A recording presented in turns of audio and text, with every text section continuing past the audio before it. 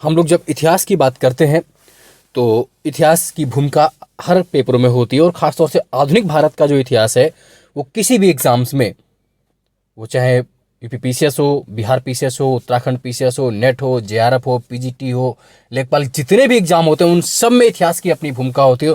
और आधुनिक भारतीय इतिहास का तो कहना ही क्या है। और आधुनिक भारतीय इतिहास से क्वेश्चंस सर्वाधिक आते हैं।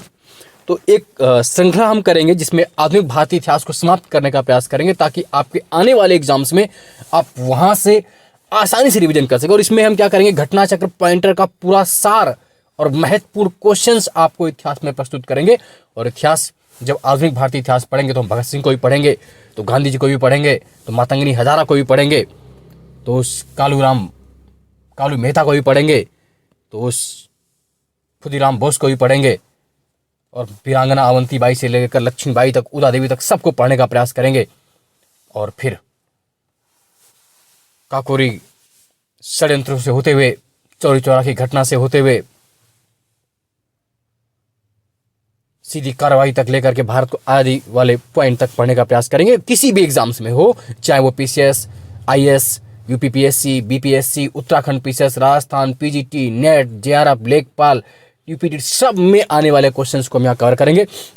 तो बिना किसी देरी के आइए स्टार्ट करते हैं हम लोग आधुनिक भारतीय इतिहास के कुछ महत्वपूर्ण पॉइंट जो आपके लिए काम में है।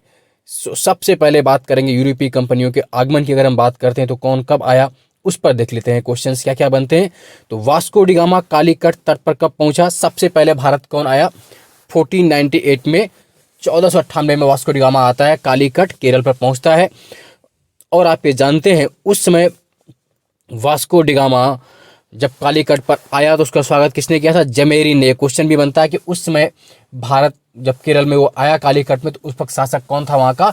जमेरिन। तो सबसे पहले कौन यात्री भारत आया? Vasco D gamma. कहाँ का? पुर्तगाली था ये। कब आया? 1498 में, केरल में कालीकट में उतरा और वहाँ का स्वागत किसने किया? जमेरिन ने। एक बात ध्यान रखिए कि जब हम ये पढ़ते हैं कि भारत की खोज कब हुई 1498 में, तो ये बिल्कुल निराधार गलत है। ये सिर्फ कैम्ब्रिज इतिहासकारों की और मार्क्सवादी और समाजवादी, जो मार्क्सवादी इतिहासकार हैं या जो ब्रिटिश थिंकर, उनकी देन है। क्या भारत इससे पहले नहीं था? क्या आप अकबर को भारत में नहीं मानेंगे? अशोक को भारत में नहीं मानेंगे? चंद्रगुप्त मौर्य को भारत में नहीं मानेंगे? सिंधु घाटी सभ्यता को भारत में नहीं मानेंगे? वैदिक सभ्यता को भारत में नहीं मानेंगे? तुर्कों को भारत में नहीं मानेंगे? तो उससे पहले तो हमारा भारत हजारों वर्ष पहले से है। तो ये आप कह सकते हैं कि हाँ, उन यूरोपियों को जो जानकारी हुई वो 1498 हुई, ना कि भारत की खोज 1498 में हुई।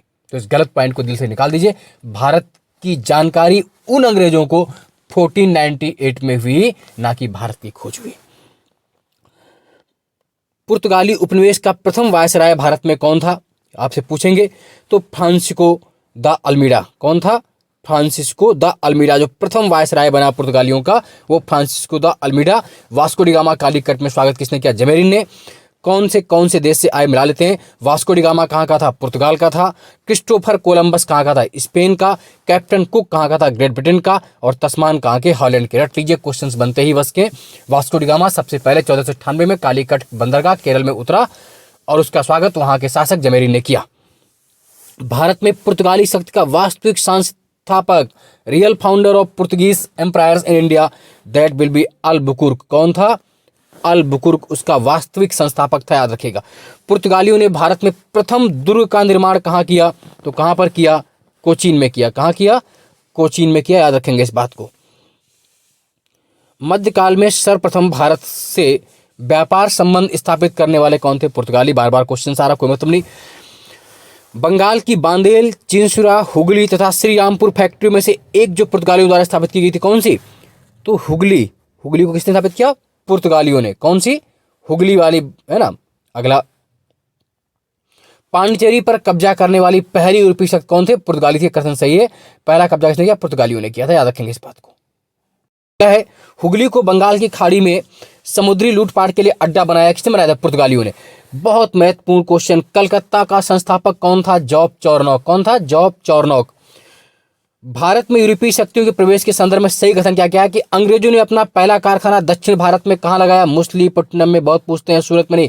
सबसे पहला कारखाना जो अंग्रेजों ने लगाया भारत में, मछलीपट्टनम में लगाया। पूर्वी भारत में अंग्रेजों की कंपनी ने 1633 में उड़ीसा में पहला कारखाना लगाया। डुप्ले के नेतृत्व में फ्रांसीसियों ने 1746 में मद्रास पर कब्जा किया। ये तीनों पॉइंट से रट लीजिए, बहुत महत्वपूर्ण क्वेश्चन है।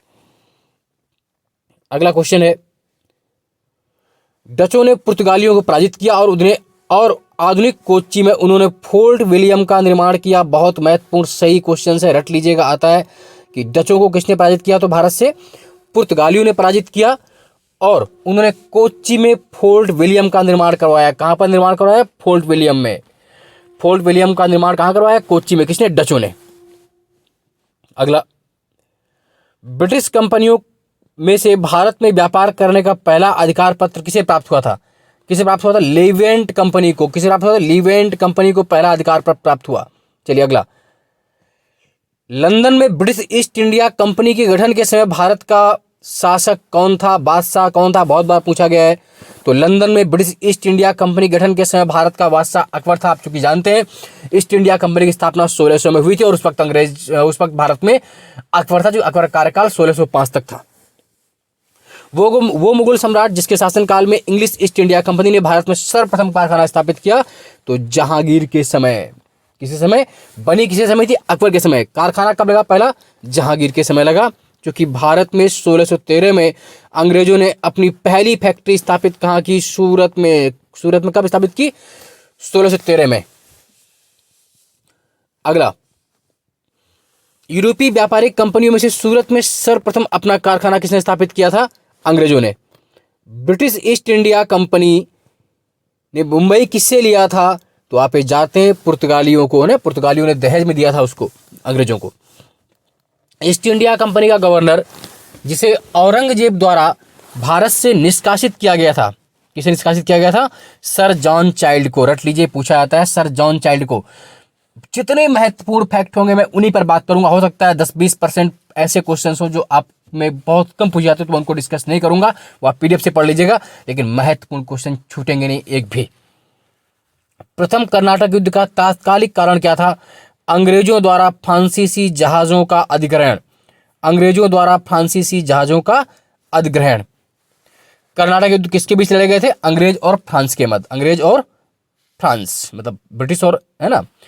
अब जो सही सुमेलित है वो बहुत पूछा जाता है, आपसे बार बार क्वेश्चन आता है कि प्रथम कर्नाटक युद्ध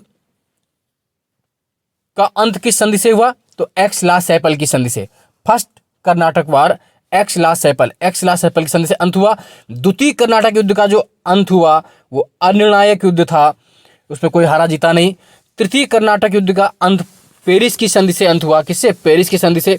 और प्रथम मैसूर युद्ध में क्या हुआ, ब्रिटिशों की हार हुई थी। रट लीजिएगा, बहुत महत्वपूर्ण है। प्रथम यूरोपीय व्यक्ति जिसने भू क्षेत्र अर्जित करने के उद्देश्य से भारतीय राजाओं को झगड़े में भाग लेने की नीति आरंभ की, डुप्ले। यानी कि जो आपकी सहायक संधि थी उसका प्रारंभ भारत में किसने किया, डुप्ले ने। हालांकि उसका सही और वास्तविक प्रयोग अंग्रेज गवर्नर वेलेजली ने किया था, लेकिन उससे पहले फ्रांसीसी गवर्नर डुप्ले ने भी भारत में इसका प्रयोग किया। याद रखिएगा, भारत में फ्रांसीसियों ने अपना सबसे पहला कारखाना कहां स्थापित किया, तो सूरत में स्थापित किया। कहां स्थापित किया, सूरत में। बहुत महत्वपूर्ण क्वेश्चन है, पूछते हैं आपसे, बार बार क्वेश्चन आया है। फ्रांसीसी ईस्ट इंडिया कंपनी की स्थापना हुई थी लुई 14वें शासनकाल में। किसके, लुई 14th। ये questions net, JRF, PGT, history पीछे सब में आ चुका है कि फ्रांसीसी ईस्ट इंडिया कंपनी की स्थापना किसके समय हुई थी, लुई 14वें, लुई 14 के शासनकाल में भी। भारत में फ्रांसीसी कंपनी का संस्थापक माना जाता है। और एक महत्वपूर्ण क्वेश्चन, किसे माना जाता है, कॉलबॉल्ट को। किसे माना जाता है, कॉलबॉल्ट को। फ्रांसीसी कंपनी का स्थापना कॉलबेल्ट को। बंगाल में डचों द्वारा स्थापित कारखाना कौन सा था, चिंसुरा। कौन सा था, चिंसुरा। भारत में अंग्रेजी या यूरोपीय शक्तियों के आगमन का क्रम, बहुत महत्वपूर्ण क्वेश्चन है, बार बार क्वेश्चन पूछा गया है कि कौन सबसे पहले आया। तो सबसे पहले पुर्तगीज आए, उसके बाद डच आए, उसके बाद अंग्रेज आए, और अगर यहाँ बीच में डेन होता तो डेन कर लेते, फिर आपका फ्रांसीसी। कौन सा क्रम होता, पुर्तगीज सबसे पहले, फिर डच, फिर अंग्रेज, अंग्रेज के बाद यहाँ पर डेन, और फिर फ्रांसीसी। अगर डेन ऑप्शन नहीं होगा तो पुर्तगीज, डच, अंग्रेज, फ्रांसीसी। जो रियल सही क्रम है, सबसे पहले पुर्तगाली आते हैं, फिर डच आते हैं, फिर अंग्रेज आते हैं, फिर डेन आते हैं, और फिर फ्रांसीसी आते हैं। रट लीजिएगा। पांडिचेरी फ्रेंच पे कब्जा किया, गोवा पुर्तगीज पर, टर्नकोवाल डेनिश, जो डेन मैंने बताया अभी आपको, और मद्रास डच। यूरोपियों में से स्वतंत्रता पूर्व भारत में व्यापारिक रूप सबसे अंत में कौन आए थे? तो सबसे अंत में कौन आए थे? फ्रांसीसी। सबसे पहले कौन आए थे? पुर्तगाली। सबसे पहले पुर्तगाली आए और सबसे अंत में कौन आए? आपका बोलिए, कौन सबसे अंत में आए? सबसे अंत में आपके फ्रेंच आते हैं, सबसे पहले पुर्तगीज 1498 में आते हैं और सबसे बाद में जो आए हैं वो फ्रांसीसी। अगला, मुगल सम्राट द्वारा नियुक्त बंगाल का अंतिम गवर्नर कौन था? बहुत बार पूछा क्वेश्चन, अभी पूछा है आरओ में। अंतिम गवर्नर कौन था? मुर्शीद कुली खान। वो युद्ध जिसमें भारत में ब्रिटिश प्रभुत्व को प्रारंभ किया, तो प्लासी का युद्ध जो 1757 में हुआ था। कब हुआ था? 1757 में। तो उससे ब्रिटिश प्रभुत्व प्रारंभ हुआ।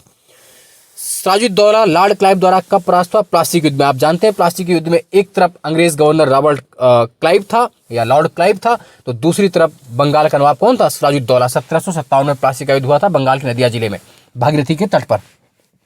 तो इस युद्ध में कौन पराजित हुआ? सिराजुद्दौला पराजित हुआ, चूंकि कुछ भारतीय उसके जो वफादार थे, मौसी चाचा वगैरह ने, शौकत जंग, घसीटी बेगम ने क्या किया था? मीर जाफर वगैरह ने धोखा दिया था, और लेकिन दो लोग मीर मदान और मोहनलाल वफादार रहे, वो युद्ध करते हुए मारे गए थे। भारतवर्ष में ब्रिटिश साम्राज्य का संस्थापक था Lord Robert Clive. Lord Robert Clive या लॉर्ड क्लाइव भी उसी को बोलते हैं। Albuquerque, Robert Clive, Francis Dupleix था लॉर्ड कॉर्नवालिस में किसे स्वर्ग से उत्पन्न सेनानायक कहा गया है? Robert Clive. कोई question Uttarakhand, PCS, UP, MP सब में आ चुका है। किसे स्वर्ग से उत्पन्न सेनानायक कहा गया है? तो उसका आंसर क्या है? Robert Clive. प्लासी का युद्ध कब लड़ा गया? बता दिया आपको, 1757 में।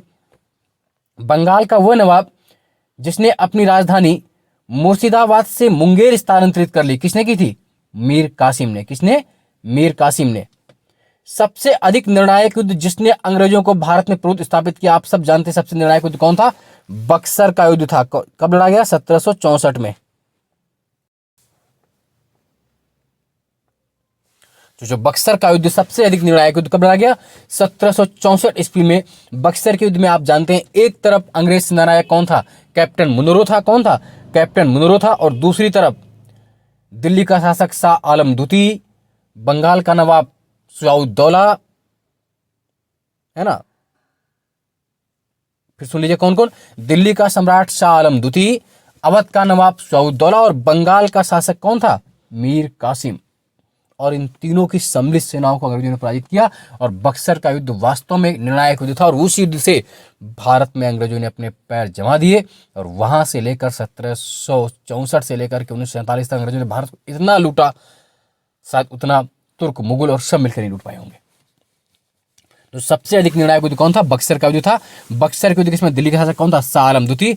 बक्सर की लड़ाई के समय पूछा हुआ क्वेश्चन है पीसीएस मेंस में, बंगाल का नवाब कौन था? बंगाल का नवाब कौन था उस वक्त? मीर कासिम नहीं था, मीर जाफर था। मीर कासिम तो युद्ध कर रहा था। कौन था? मीर जाफर। याद करिए, बक्सर की लड़ाई के समय बंगाल का नवाब कौन था? तो मीर जाफर था। ये पूछा हुआ क्वेश्चन से रट लीजिए, बहुत महत्वपूर्ण। ईस्ट इंडिया कंपनी को दीवानी किसने प्रदान की थी? शाह आलम द्वितीय ने, है ना। शाह आलम द्वितीय ने 1765 में जो इलाहाबाद की संधि हुई थी, 1765 में ईस्ट इंडिया कंपनी को बंगाल की दीवानी प्रदान की थी मुगल सम्राट शाह आलम द्वितीय ने। वो गवर्नर जिसके कार्यकाल में ईस्ट इंडिया कंपनी को शहंशाह शाह आलम द्वारा बंगाल, बिहार तथा उड़ीसा के दीवानी के अधिकार दिए गए, किसके समय? Lord Clive. सम्राट शाह आलम द्वितीय ने ईस्ट इंडिया कंपनी को बंगाल, बिहार तथा उड़ीसा की दीवानी प्रदान की थी किस संधि से? 12 अगस्त 1765 को। पूछते हैं किस ट्रीटी से? तो 12 अगस्त 1765 की जो संधि हुई थी उससे, इलाहाबाद की संधि भी इसे कहते हैं, दीवानी कर दिए गए। इलाहाबाद की संधि के बाद रॉबर्ट क्लाइव ने मुर्शिदाबाद का उपदीवान किसे नियुक्त किया था? मोहम्मद रजा खान को। 1765 में दीवानी प्रदान किए जाने के बाद ब्रिटिश सबसे पहले किस जनजाति के संपर्क में आए? खासी, चूंकि मेघालय वगैरह में थे इस समय, खासी के, है ना। जो क्रम से लड़े गए युद्धों का सबसे पहले पूछा हुआ है। सबसे पहले कौन सा युद्ध लड़ा गया? अंबर का युद्ध लड़ा गया 1749 के आसपास, ये देख लीजिए।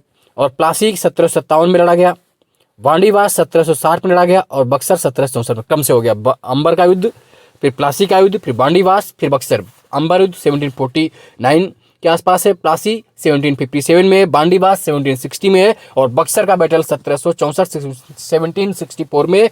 एक और महत्वपूर्ण क्वेश्चन है, जो बांडीवास का युद्ध कब लड़ा गया? 1760 में लड़ा गया और अंग्रेजों ने किसको हराया था?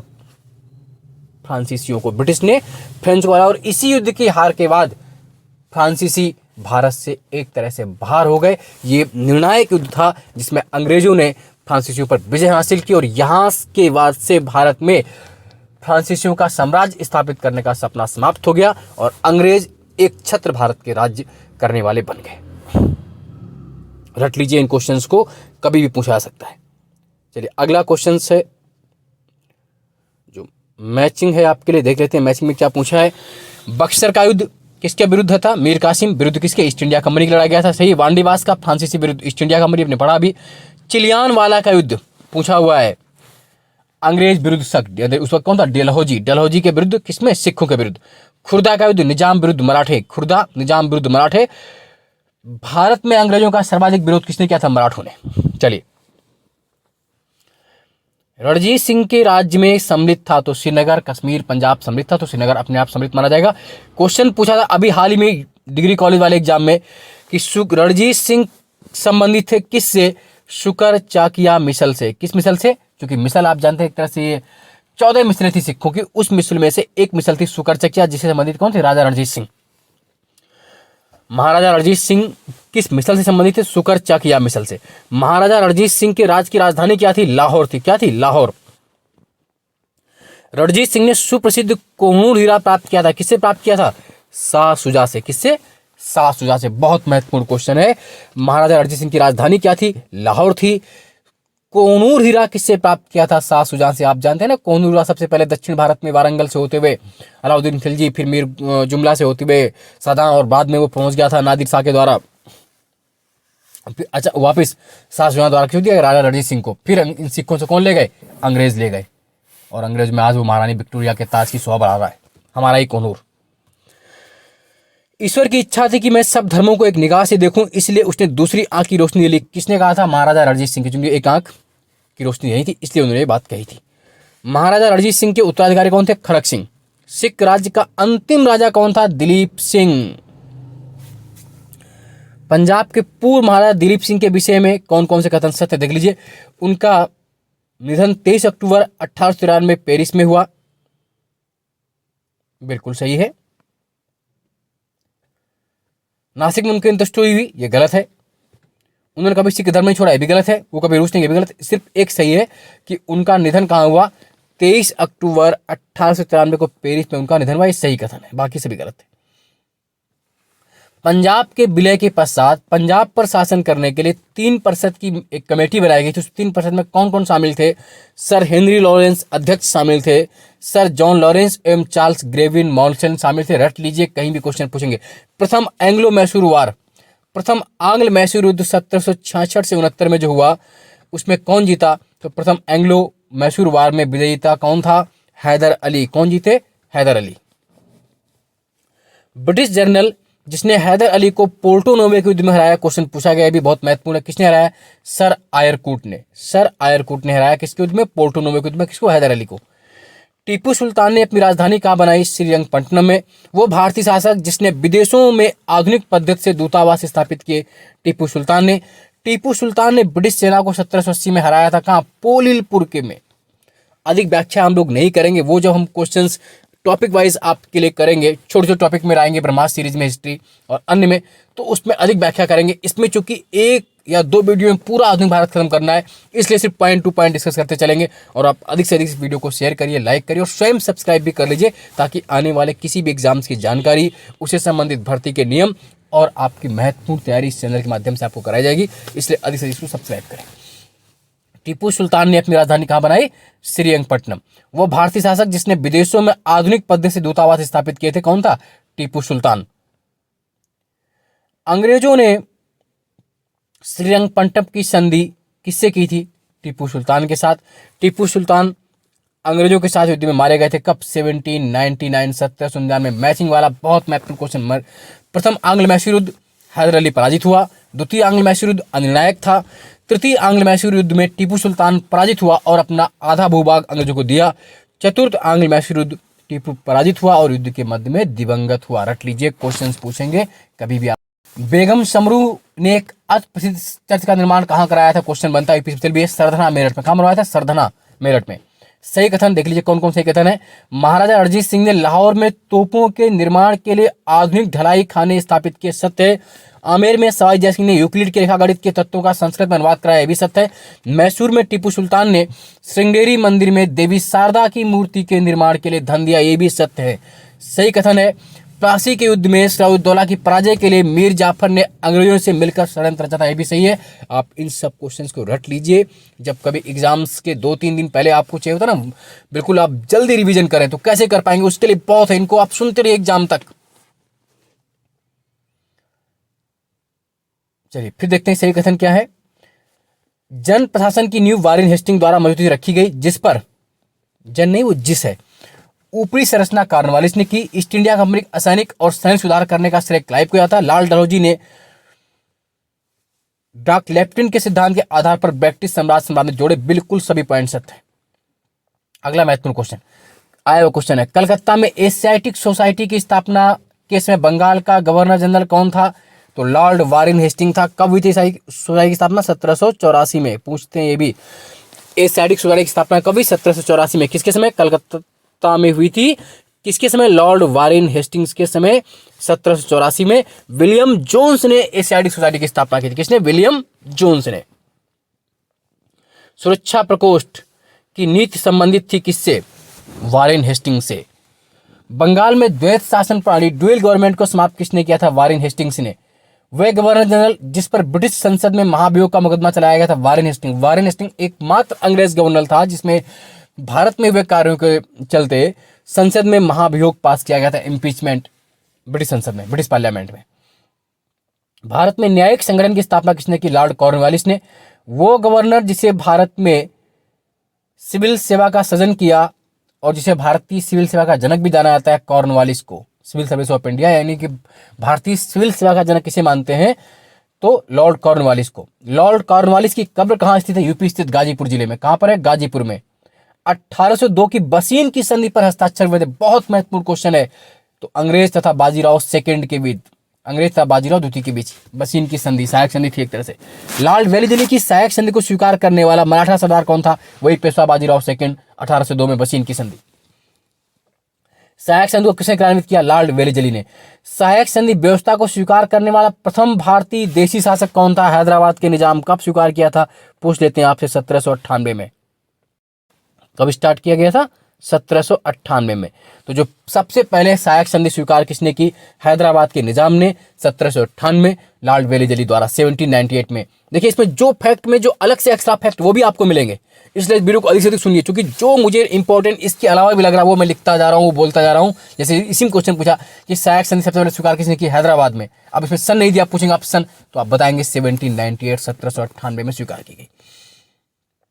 हैदराबाद, मैसूर, अवध तथा सिंधिया में लॉर्ड वेलिजली के साथ सहायक संधि स्वीकार करने जाऊँ। सही क्रम क्या है? सबसे पहले हैदराबाद ने स्वीकार की 1798 में, फिर मैसूर 1799 में। तो हैदराबाद, फिर मैसूर, फिर अवध तथा सिंधिया, एक क्रम रहेगा। सहायक संधि को स्वीकार करने वाला पहला शासक था अवध का नवाब। शासक पूछा है और राज्य पूछते तो उत्तर क्या होता है? हैदराबाद। हैदराबाद के निजाम, इंदौर के होलकर, जोधपुर के राजपूत, मैसूर शासक में सहायक संधि स्वीकार किसने की थी? नहीं की थी। तो इंदौर के होलकर राज्य ने सहायक संधि स्वीकार नहीं की थी, बाकी सब ने की थी। अगला है, उस समय जब नेपोलियन की शक्ति के सामने यूरोप में साम्राज्य धराशायी हो रहे थे, तत्कालीन समय में ब्रिटिश गवर्नर जनरल जिसने भारत में ब्रिटिश पताका फहराए रखी, लॉर्ड वेलिजली। वास्तव में लॉर्ड वेलिजली ने इंग्लैंड को भारत में जीत लिया यूरोप से।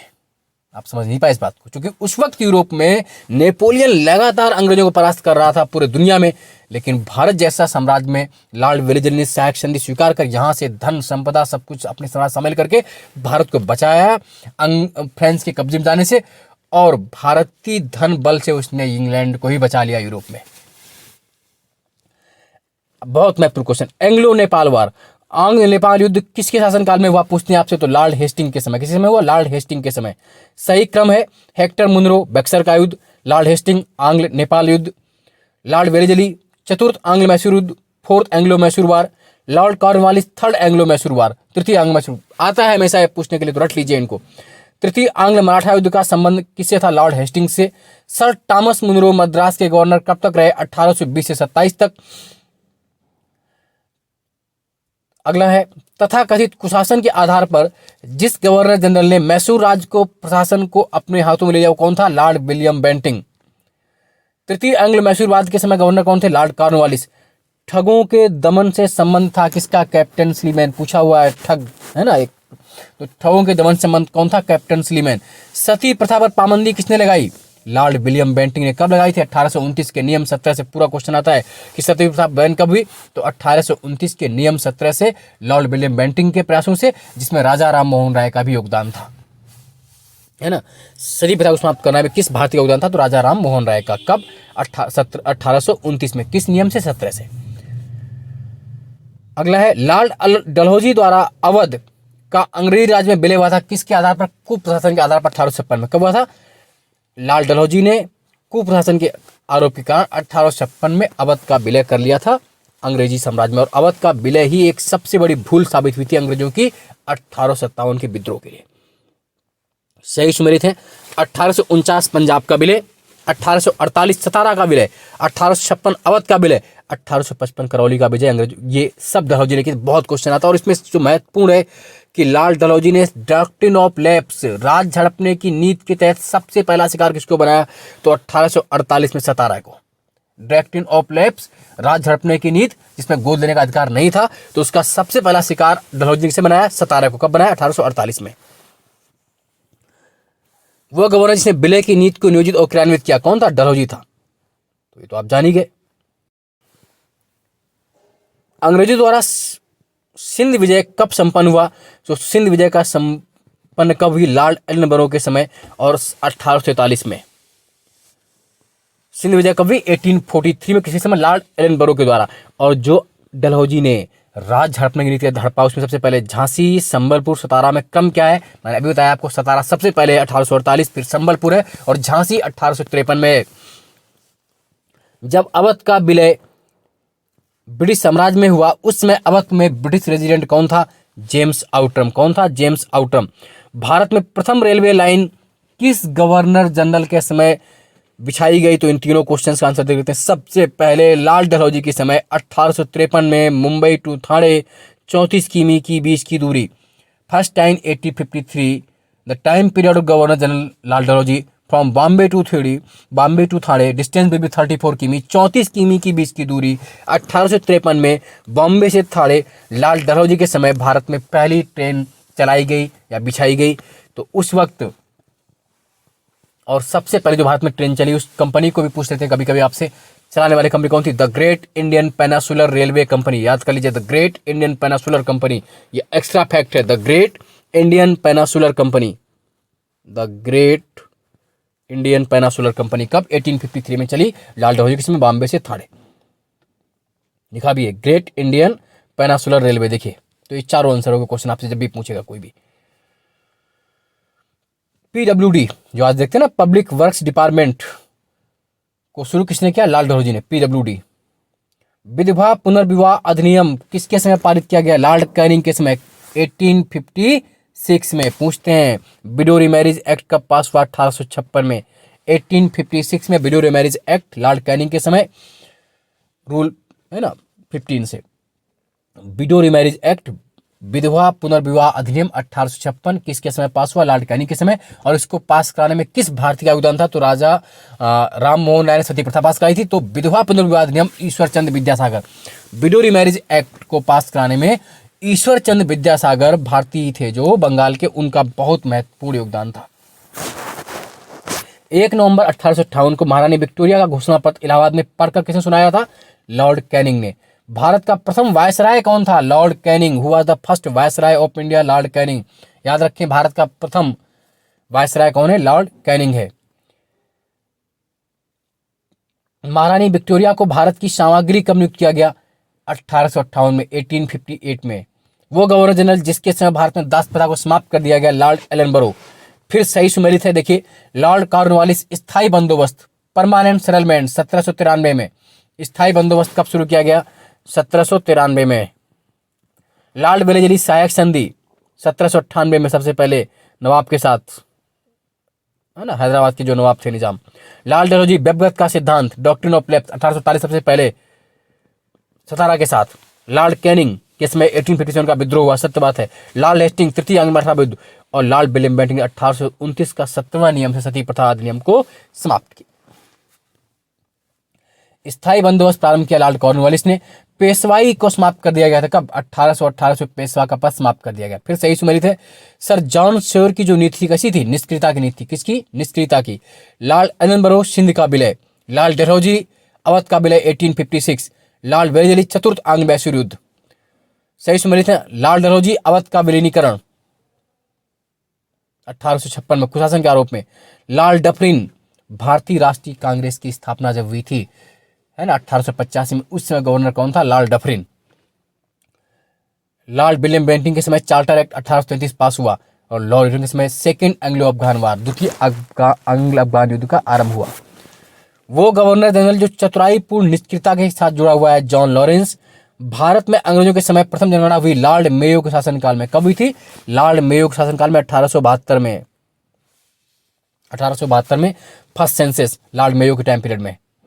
वो वायसराय जिसकी हत्या अंडमान निकोबार द्वीप समूह में जब भ्रमण पर था एक दंडित अपराधी द्वारा कर दी गई, लॉर्ड मेयो के द्वारा। जो आज सेलुलर जेल है, जो धरोहर जेल है अंडमान निकोबार में, वहां पर ये देखने गए थे, भ्रमण करने गए थे लॉर्ड मेयो, जिसकी हत्या वहां पर छुपे एक सैनिक, एक भारतीय ने कर दी। और उसके बाद से 47 तक कोई भी अंग्रेज गवर्नर जनरल उस अंडमान निकोबार जेल का भ्रमण करने नहीं गया। अफगानिस्तान के प्रति अग्र फॉरवर्ड नीति का अनुसरण किसने किया? लॉर्ड लिटन ने किया। भारत में किस वायसराय का कार्यकाल सबसे लंबा रहा? तो लॉर्ड लिनलिथगो का। नंबर 2 पर रहा था लॉर्ड कर्जन। सबसे ज्यादा किसका रहा? लॉर्ड लिनलिथगो का। स्थानीय स्वायत्त शासी संस्थाएं 1882 में सख्त किसके द्वारा? Lord Ripon. Self rule government यानी कि स्थानीय शासक का जनक किसे मानते हैं? लॉर्ड रिपन को। इल्बर्ट बिल विवाद जो आया था 1883 में, क्या था? यूरोप के लोगों के मामलों में सुनवाई करने के लिए भारतीय न्यायाधीशों पर लगाए गए योग को हटाया गया था। इल्बर्ट बिल विवाद क्या था? इसके तहत यह किया गया था कि जो यूरोपीय व्यक्ति है उनकी सुनवाई भी भारतीय जज कर सकते थे। हालांकि इसका विरोध हुआ और एट लास्ट इसको समाप्त करना पड़ा लॉर्ड रिपन के समय। प्रथम फैक्ट्री एक्ट किसके समय आया? तो लॉर्ड रिपन के समय। फर्स्ट फैक्ट्री एक्ट, है ना, 1781 में आता है, सॉरी 1881 में आता है प्रथम फैक्ट्री अधिनियम, 1881 में आता है, लॉर्ड रिपन के समय आता है। इसमें क्या किया गया था? महिलाओं तथा बच्चों के कार्यावधि के घंटों को सीमित कर दिया गया था। तो ये first factory act Lord Ripon के समय 1881 में। भारत में स्थानीय स्वायत्त शासन का जनक मानते हैं, the father of local self government is Lord Ripon. किसे मानते हैं? लॉर्ड रिपन को। मिलाइए। क्लाइव बंगाल में दोहरा शासन, सही है। बेंटिंग अंग्रेजी शिक्षा को बढ़ावा दिया, 1835 से लागू हुआ अंग्रेजी। चार्ल्स मेटका प्रेस पर से बैन हटाया था। लॉर्ड विलियम बेंटिंक सती प्रथा निषेध किया था। लॉर्ड रिपन स्वायत्त शासन, local self government. Lord Curzon Bengal का विभाजन, डिवाइडेशन ऑफ बंगाल 1905 में लॉर्ड कर्जन के द्वारा 16 अक्टूबर 1905 में, है ना, बंग भंग। अगला देख लेते हैं हम लोग। भारतीय पुरातत्व सर्वेक्षण आर्कियोलॉजिकल सर्वे ऑफ इंडिया की स्थापना किसी समय हुई?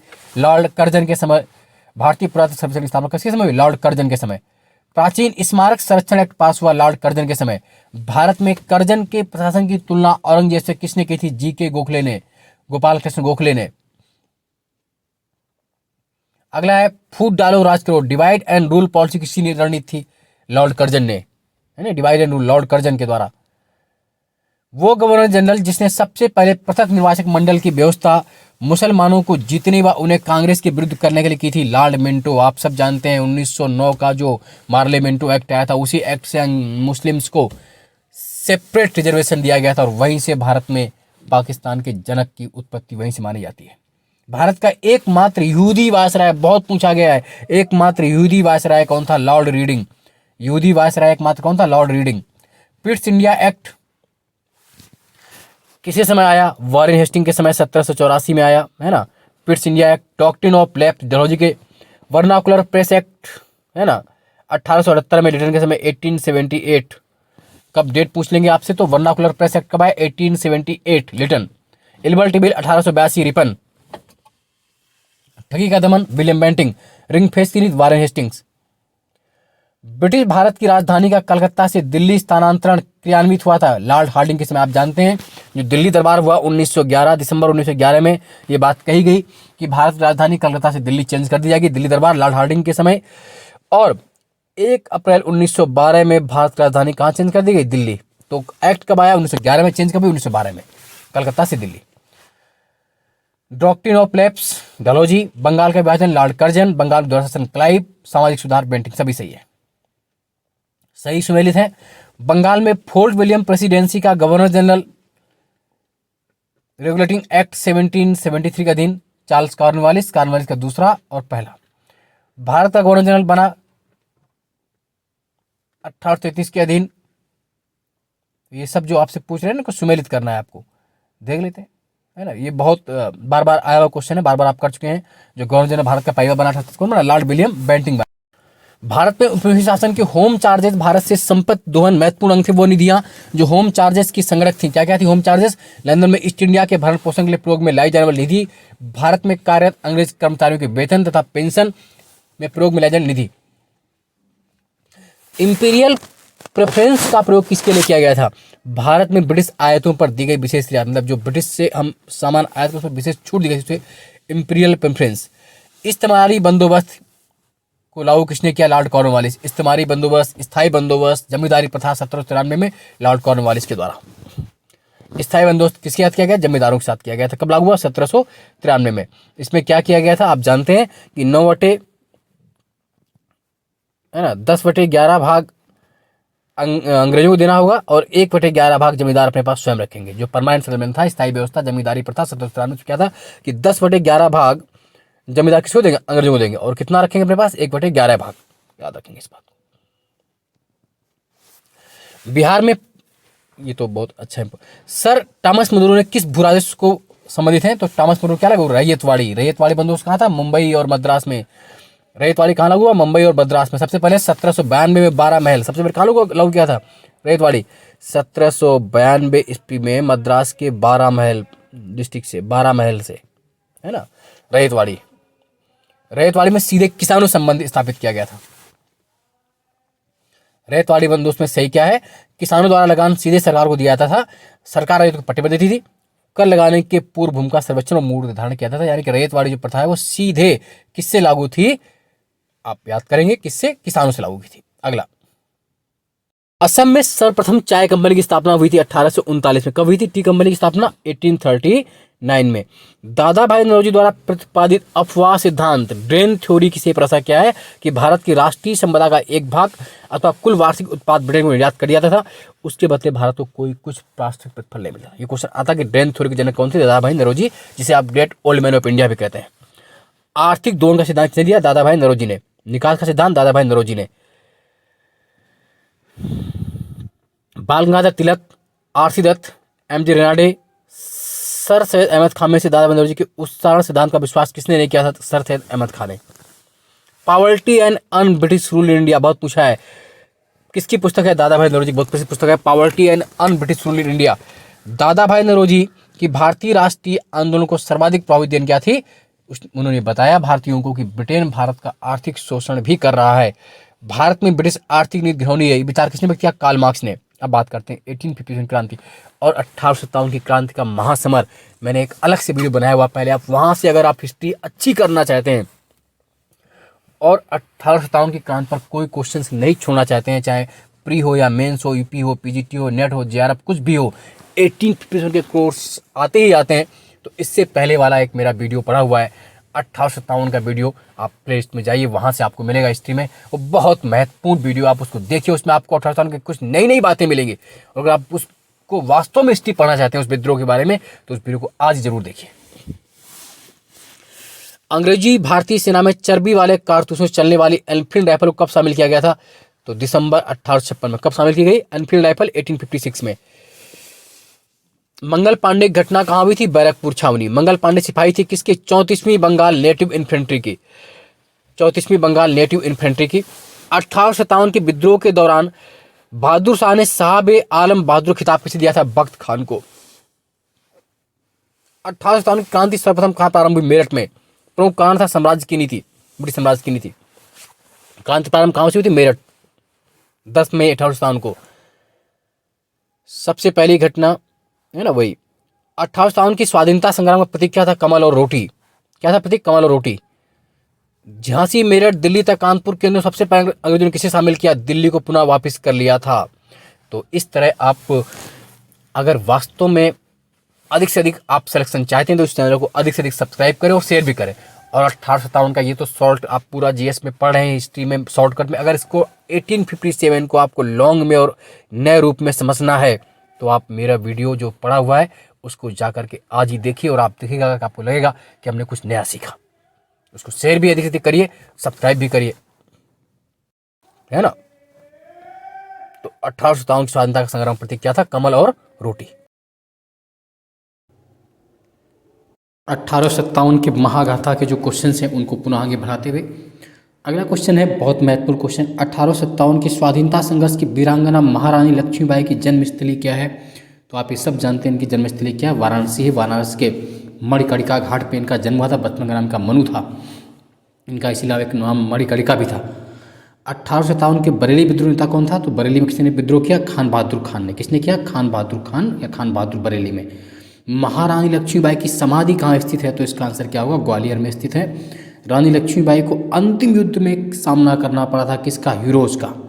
1857 का विद्रोह लखनऊ में जिसके नेतृत्व में आगे बढ़ा वो कौन थी? बेगम ऑफ अवध, बेगम हजरत महल, है ना, वो महिला जिसने 1857 का विद्रोह अवध में किया। तो बेगम हजरत महल और इनका बेटा था कौन? बिजरिस कादिर। 1857 में इलाहाबाद में नेता कौन था? तो मौलवी लियाकत अली। किसने किया इलाहाबाद में? मौलवी लियाकत अली। 1857 के संघर्ष में भाग लेने वाले सिपाहियों की सर्वाधिक संख्या कहाँ की थी? अवध की थी, इसीलिए इसको कहीं के अवध का विद्रोह भी कहा जाता है। नाना साहब का कमांडर इन चीफ कौन था? तात्या टोपे। और तात्या टोपे का वास्तविक नाम आपसे पूछते हैं क्या था?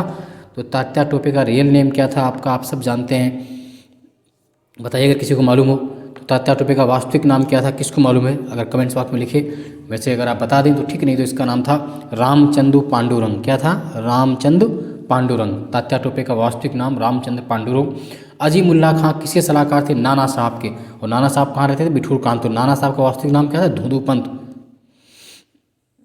1857 के विद्रोह के संदर्भ नाना साहब, कुंवर सिंह, खान बहादुर खान, तात्या टोपे में किसे उसके मित्र ने धोखा दिया था जिसे अंग्रेजों द्वारा बंदी बनाकर मार दिया गया? कौन था वो? तात्या टोपे को बंदी बनाकर मार दिया गया था शिवपुरी के जंगलों में, है ना, ग्वालियर के पास। 1857 के क्रांतिकारियों में जिसका वास्तविक नाम रामचंद्र पांडुरंग था वो कौन था? तात्या टोपे। तात्या टोपे का वास्तविक नाम क्या था? रामचंद्र पांडुरंग। कुंवर सिंह 1857 के विद्रोह के प्रमुख सेनानायक थे, वो संबंध कहाँ से थे? बिहार से। पटना में 1857 के स्वतंत्रता संग्राम नेता कौन थे? राजपूत कुंवर सिंह। असम में क्रांतिकारी नेता कौन था? तो दीवान मनीराम दत्त। कौन था? दीवान मनीराम दत्त। कहाँ? असम में। 1857 के विद्रोह में बिहार में 15 जुलाई 1857 से 20 जनवरी 1858 तक का केंद्र कहाँ था? जगदीशपुर, आरा, बिहार। जगदीशपुर में किसने विद्रोह किया? वीर कुंवर सिंह ने।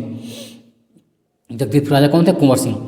1857 के क्रांति में अंग्रेजों व जोधपुर की संयुक्त सेना को पराजित करने वाला कौन था? आउवा के ठाकुर कुशल सिंह, है ना, आउवा के ठाकुर कुशल सिंह। ये राजस्थान में बहुत बार क्वेश्चन आता है। अजमेर, जयपुर, नीमच तथा आउवा में राजस्थान में 1857 क्रांति का केंद्र नहीं था। जयपुर नहीं था, बाकी अजमेर था, नीमच था, आउवा था।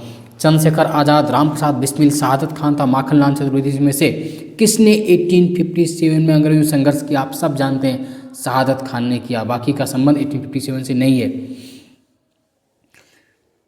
अगला है मौलवी अहमदुल्ला शाह, मौलवी इंदाउल्लाह, मौलाना फजले खैराबादी, नवाब लियाकत अली में से 1857 के विद्रोह में अंग्रेजों का सबसे कट्टर दुश्मन कौन था?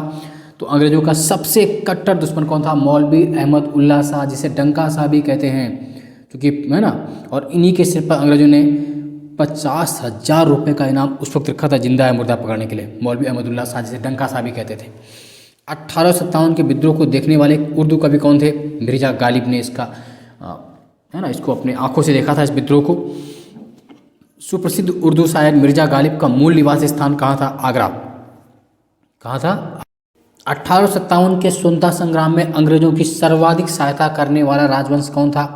तो ग्वालियर के सिंधिया ने सर्वाधिक सहायता की थी। आप याद करिए, लॉर्ड कैनिंग ने भी कहा था कि अगर सिंधिया भी विद्रोहियों से मिल जाता तो हमें कल ही भारत से बिस्तर गोल करना पड़ता।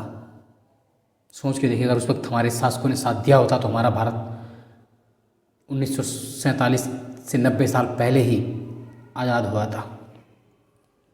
भारत में शिक्षित मध्य वर्ग ने 1857 के विद्रोह से तटस्थता बनाए रखी थी।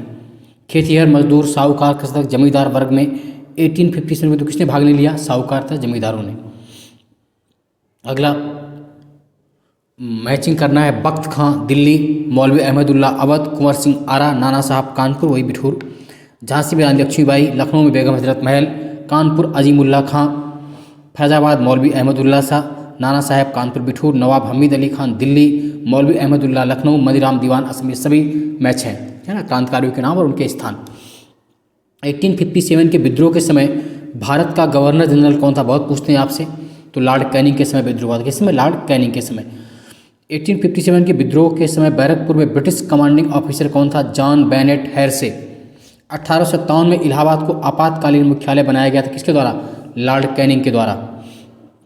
1857 के विद्रोह के समय ब्रिटिश प्रधानमंत्री थे, ये क्वेश्चन पूछा गया बहुत बार, विस्कॉन्ट पामर्स्टन। ये पूछते हैं कि 1857 के विद्रोह के समय अंग्रेज यानी कि ब्रिटिश यानी इंग्लैंड प्रधानमंत्री कौन थे? तो विस्कॉन्ट पामर्स्टन। बहुत बार पूछा गया क्वेश्चन है, रट लीजिएगा, इसको टिक कर लीजिए। 87 का विद्रोह मुख्यतः असफल रहा था। क्यों असफल रहा था? किसी सामान्य योजना और केंद्रीय संगठन की कमी के कारण। अगला है जनरल जॉन निकलसन, जनरल नील, मेजर जनरल हैवलॉक तथा सर हेनरी लॉरेंस में वो ब्रिटिश अधिकारी जिन्होंने लखनऊ में अपना जीवन खोया। बहुत क्वेश्चन पूछते हैं कि किन अंग्रेज अधिकारियों का देहांत लखनऊ में हुआ? तो लखनऊ में जो जीवन खोया किसने किसने? जनरल नील, मेजर जनरल हैवलॉक और सन हेनरी लॉरेंस। नील, हैवलॉक और लॉरेंस ने अपना जीवन कहाँ खोया? लखनऊ में खोया, याद रखिएगा। कथन कारण 1857 में प्रथम स्वतंत्रता संग्राम ब्रिटिश सरकार से स्वतंत्रता प्राप्त करने में असफल रहा। बहादुर शाह जफर के नेतृत्व को जन सहयोग नहीं मिला था और अधिकांश महत्वपूर्ण रियासतों के शासक उनका साथ देने में कतरा रहे थे। AR दोनों सही है और कारण कथन का सही स्पष्टीकरण है। 1857 के विद्रोह को एक षड्यंत्र की संज्ञा किसने दी थी? सर जेम्स आउटरम एवं W. टेलर ने इसे एक षड्यंत्र माना था, जबकि वो आधुनिक इतिहासकार जिसने 1857 के विद्रोह को स्वतंत्रता की पहली लड़ाई कहा, किसने कहा था? VD सावरकर ने कहा था। किसने कहा था? VD सावरकर ने। भारतीय स्वाधीनता आंदोलन का सरकारी इतिहासकार कौन था? SN सेन। भारतीय भाषा में इंडियन लैंग्वेज में 1857 के विप्लव के कारणों पर लिखने वाला पहला भारतीय फर्स्ट इंडियन कौन था? सर सैयद अहमद खां। और उनकी पुस्तक का नाम क्या था? असबाग बगावत हिंद। 1857 के विप्लव पर इंडियन लैंग्वेज में भारतीय भाषा में लिखने वाला पहला भारतीय कौन था? तो उसका आंसर क्या होगा? सर सैयद अहमद खां। और पुस्तक का नाम आपसे बार बार पूछ सकते हैं, कभी डीप क्वेश्चन है तो असबाग बगावत हिंद। असबाग बगावत हिंद, याद कर लीजिए। तथाकथित भारत प्रथम राष्ट्रीय स्वतंत्रता संग्राम, ना प्रथम ना राष्ट्रीय और ना ही स्वतंत्रता संग्राम था, ये किसने कहा? बहुत पूछा गया है। तो किसने कहा? RC मजूमदार ने। तथाकथित प्रथम राष्ट्रीय स्वतंत्रता संग्राम ना प्रथम ना राष्ट्रीय और ना ही स्वतंत्रता संग्राम था, ये RC मजूमदार का कथन है। ठीक, अगला है महारानी विक्टोरिया ने भारतीय प्रशासन को ब्रिटिश राज के नियंत्रण में लेने घोषणा कब की थी? 1 नवंबर 1858 को, है ना, भारतीय प्रशासन को ब्रिटिश क्राउन के नियंत्रण में लेने घोषणा की 1 नवंबर 1851 को। कहाँ की गई थी? इलाहाबाद में घोषणा की गई थी, है ना। अगला है, और हाँ, आप इस चैनल को सब्सक्राइब जरूर कर लीजिए, अधिक से अधिक शेयर कर लीजिए। आपको इस चैनल के माध्यम से आपकी तैयारी इतनी बढ़िया हो जाएगी, आपको लगेगा। और ये हम एक सीरीज शुरू कर रहे हैं जिसमें आपको पूरा तैयार कराया जाएगा, वन लाइनर के रूप में भी और डीप में भी अलग से पढ़ाया जाएगा, ताकि आप एग्जाम के समय बिल्कुल टू द पॉइंट पढ़ के जाएं। तो पहले हम आधुनिक भारत को लाएंगे और उसके बाद प्राचीन और मध्यकालीन भारत को लाएंगे, फिर ऐसे ही पॉलिटी का पहले से पढ़ा हुआ है, ज्योग्राफी, और इस तरह करके एक हम सीरीज़ बना देंगे पूरी, आपको वहाँ पर मिल जाएगी। करंट लगातार जारी रहता है, ब्रह्मास्त्र सीरीज़ भी आएगी आपकी, और करंट एग्जाम से पहले भी कराते हैं, और बाकी जो कहीं भी एग्ज़ाम हो रहे हैं उनके सोल्यूशन सबसे पहले और सबसे तेज़ आपको इस चैनल पर मिलेंगे। उन सोल्यूशंस को भी लगा लीजिए, क्योंकि बैक ईयर क्वेश्चंस बार बार आते हैं और उस साल हुए क्वेश्चंस किसी भी एग्जाम्स के लिए कितने महत्वपूर्ण होते हैं ये आप सब समझ सकते हैं। तो सोल्यूशन भी मिलेगा, और कौन सी भर्ती, क्या सिलेबस है उसका, कैसे तैयारी करें, पैटर्न क्या रहेगा, जितनी भी शंकाएं आपकी होती हैं वो सब आप इस चैनल पे अपनी दूर कर पाएंगे। अधिक से अधिक इस चैनल को सब्सक्राइब करें, लाइक करें और शेयर करें। है ना, ताकि आपको नई वैकेंसी की जानकारी, नई भर्ती का पैटर्न और नए तरह की टीचिंग आपको यहाँ से फ्री ऑफ कॉस्ट मिलेगी। चलिए आगे बढ़ते हैं। पब्लिक सर्विस आयोग, पील आयोग, हंटर आयोग तथा साइमन कमीशन में 1857 के विद्रोह के दमन के बाद भारतीय फौज के नौ संगठन के लिए कौन सा बनाया गया, पूछते हैं तो इंडियन फौज, इंडियन आर्मी के नौ गठन के लिए पील आयोग, यह क्वेश्चन आया हुआ है, पील कमीशन है ना, किसके लिए, सेना के लिए बनाया गया था 1857 के विद्रोह के बाद। 1857 के विद्रोह के बाद ब्रिटिश सरकार ने सिपाहियों को इन प्रांतों से चयन किया। 1857 के रिवोल्ट के बाद अंग्रेजों ने अधिकांश सिपाहियों को गोरखा, सिख एवं पंजाबी उत्तर प्रांत से भर्ती किया सेना में, और इस तरह 1857 क्वेश्चन समाप्त हुए। 1857 के विद्रोह के महासमर को नए रूप में, नए ढंग से और नए क्वेश्चंस पढ़ने के लिए आप मेरा वीडियो पढ़ा हुआ, आप जाइए हिस्ट्री वाले में सर्च कीजिए 1857 के महासमर या महागाथा, आपको नए रूप से अवगत कराएगा और आप उससे जुड़ पाएंगे। एक बार उसको पढ़ के देखिए, तब आपको लगेगा कि हाँ वास्तव में वो हमने क्या पढ़ा था और हमें क्या मिला।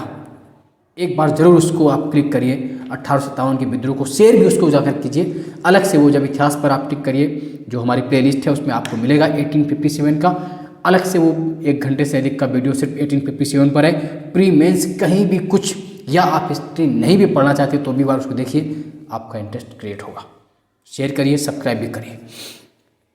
1857 के विद्रोह के ठीक बाद बंगाल में सन्यासी विद्रोह, संथाल विद्रोह, नील उपद्रव तथा पाबना विद्रोह। कौन सा विद्रोह हुआ, तो सबसे पहले वहाँ पर कौन सा हुआ, नील विद्रोह हुआ 1860 में, आप सब जानते हैं।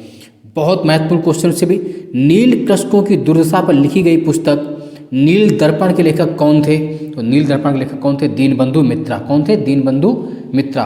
वंदे मातरम गीत लिखा है, किसने लिखा है, बंकिम चंद्र चटर्जी ने लिखा, और वंदे मातरम गीत ही हमारा क्या है, नेशनल सॉन्ग्स है, राष्ट्रीय गीत है, और इसको गाने के लिए 65 सेकेंड, कितना समय चाहिए होता है, 65 सेकेंड, 1 मिनट 5 सेकेंड का समय चाहिए होता है। और वंदे मातरम बंकिम चंद्र चटर्जी द्वारा लिखा गया, किस पुस्तक से लिया गया है, आनंद मठ से लिया गया। किससे लिया गया है, बोलो, आनंद मठ से लिया गया है, जिसे क्रांतिकारियों की बाइबल भी कहा जाता था।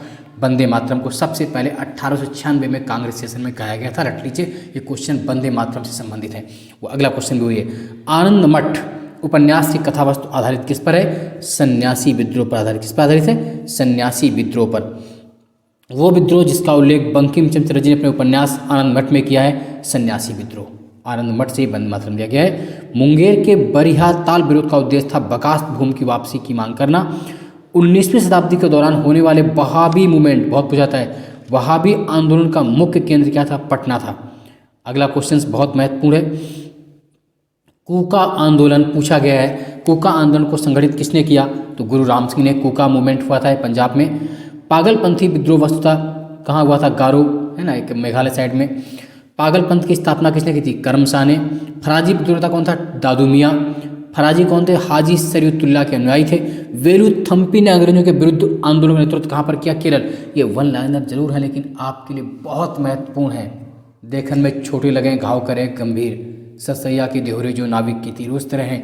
या आपको एक एक नंबर से जब आपका सिलेक्शन रुकता है ना, आधा दो नंबर से, तो स्थिति क्या होती है उसमें आता है। इनको आप बार से अधिक जितनी बार हो सके उतनी बार सुनिए। महाराष्ट्र में रमोसी कृषक जत्था स्थापित किया किसने, वासुदेव बलवंत फाड़के ने। रमोसी विद्रोह सही रूप में जिस भौगोलिक इलाके में, वो कहाँ पर हुआ था रमोसी मूवमेंट, पश्चिमी घाट में। रमोसी विद्रोह वासुदेव बलवंत फाड़के है ना। गडकरी विद्रोह का केंद्र कोल्हापुर, महाराष्ट्र। मानव बलि प्रथा का निषेध करने के कारण अंग्रेजों के विरुद्ध विद्रोह किसने किया, खोन जनजाति। मतलब मानव बलि प्रथा किसमें थी, खो जनजाति में थी, और अंग्रेजों के विरुद्ध विद्रोह किया था। कोल विद्रोह का समय पहले तो पूछ लेते हैं, कब हुआ, 1831 से 32 में हुआ। इसका नेतृत्व किसने किया, बुद्धू भगत ने। कोल विद्रोह बुद्धू भगत 1831 to 32। बघेरा विद्रोह बड़ौदा में हुआ। छोटा नागपुर जनजाति विद्रोह 1820 में हुआ। संथाल विद्रोह बहुत पूछते हैं, 1855-56 में। संथाल मूवमेंट कब हुआ, 1855-56 में है ना। तो संथाल विद्रोह का नेतृत्व किसने किया, सिद्धू, कानू, चांदो, भैरव। 4 भाई थे, सिद्धू, कानू, भैरव एवं चांद। 1855 में संथालों ने जिस अंग्रेज कमांडर को हराया, मेजर बारो है ना। संथाल विद्रोह बहुत बड़ा विद्रोह था संथालों का।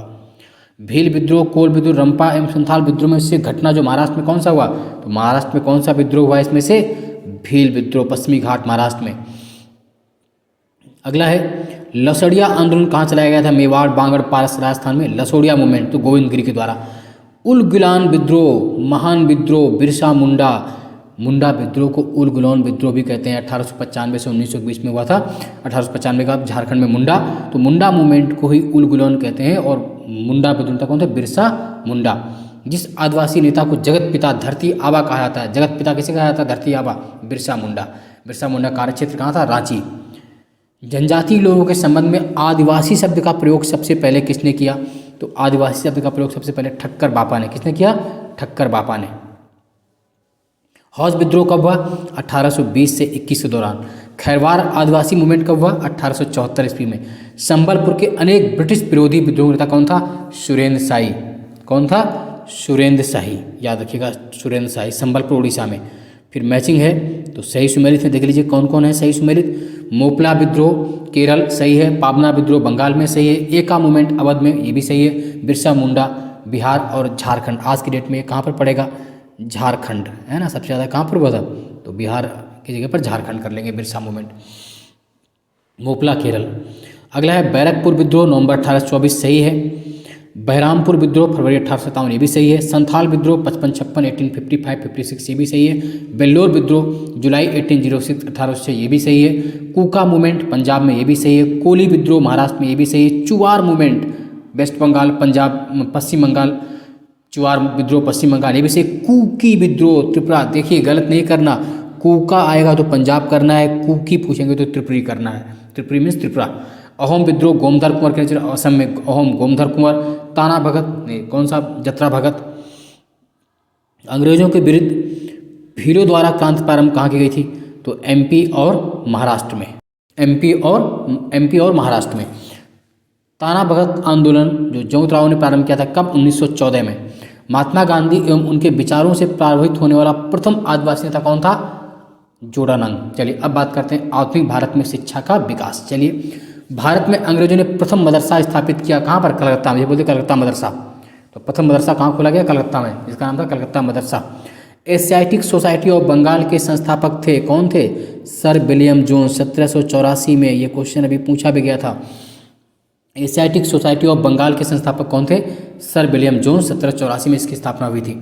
वाराणसी में प्रथम संस्कृत महाविद्यालय की स्थापना किसने की, जोनानाथ डंकन ने। किसने की, जोनानाथ डंकन ने।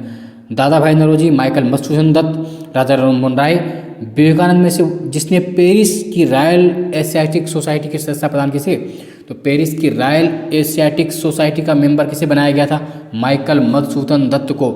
सर्वप्रथम भगवत गीता का अंग्रेजी में अनुवाद किसने किया, चार्ल्स विल्किंसन ने। किसने किया था भगवत गीता का अनुवाद, चार्ल्स विल्किंसन ने। सर्वप्रथम अंग्रेजी में अनुवाद किसने किया, चार्ल्स विल्किंसन ने। भगवत गीता आप सब जानते हैं, महाभारत चली गई है, महाभारत के 6वें पर्व, ये अलग से क्वेश्चन आता है, महाभारत के 6वें पर्व, किस पर्व से, 6वें पर्व, उसका नाम क्या है, भीष्म पर्व। क्या नाम है उसका, भीष्म पर्व से भगवत गीता ली गई है, जिसमें भगवान कृष्ण अर्जुन को मोहग्रस्त होने पर उपदेश देते हैं। 6वें पर्व भीष्म पर्व से ली गई। अगला है कालिदास की प्रसिद्ध रचना शकुंतला का पहली बार अंग्रेजी में अनुवाद किसने किया, तो सर विलियम जोन्स ने किया। किसने किया, सर विलियम जोन्स ने। स्वतंत्रता पूर्व अवधि में ब्रिटिश सरकार द्वारा भारत में आधुनिक शिक्षा के प्रसार का मुख्य उद्देश्य क्या था, छोटे प्रशासनिक पदों पर नियुक्ति हेतु शिक्षित भारतीयों की आवश्यकता। ब्रिटिश सरकार ने जिस अधिनियम को सबसे पहली बार भारत में शिक्षा के लिए 1 लाख रुपए दिए, बहुत बार क्वेश्चन पूछते हैं कि शिक्षा के लिए सबसे पहले 1 लाख रुपए किस एक्ट से रखे गए, तो चार्टर एक्ट 1813, चार्टर अधिनियम 1813 से एजुकेशन के लिए 1 लाख रुपये रखे गए।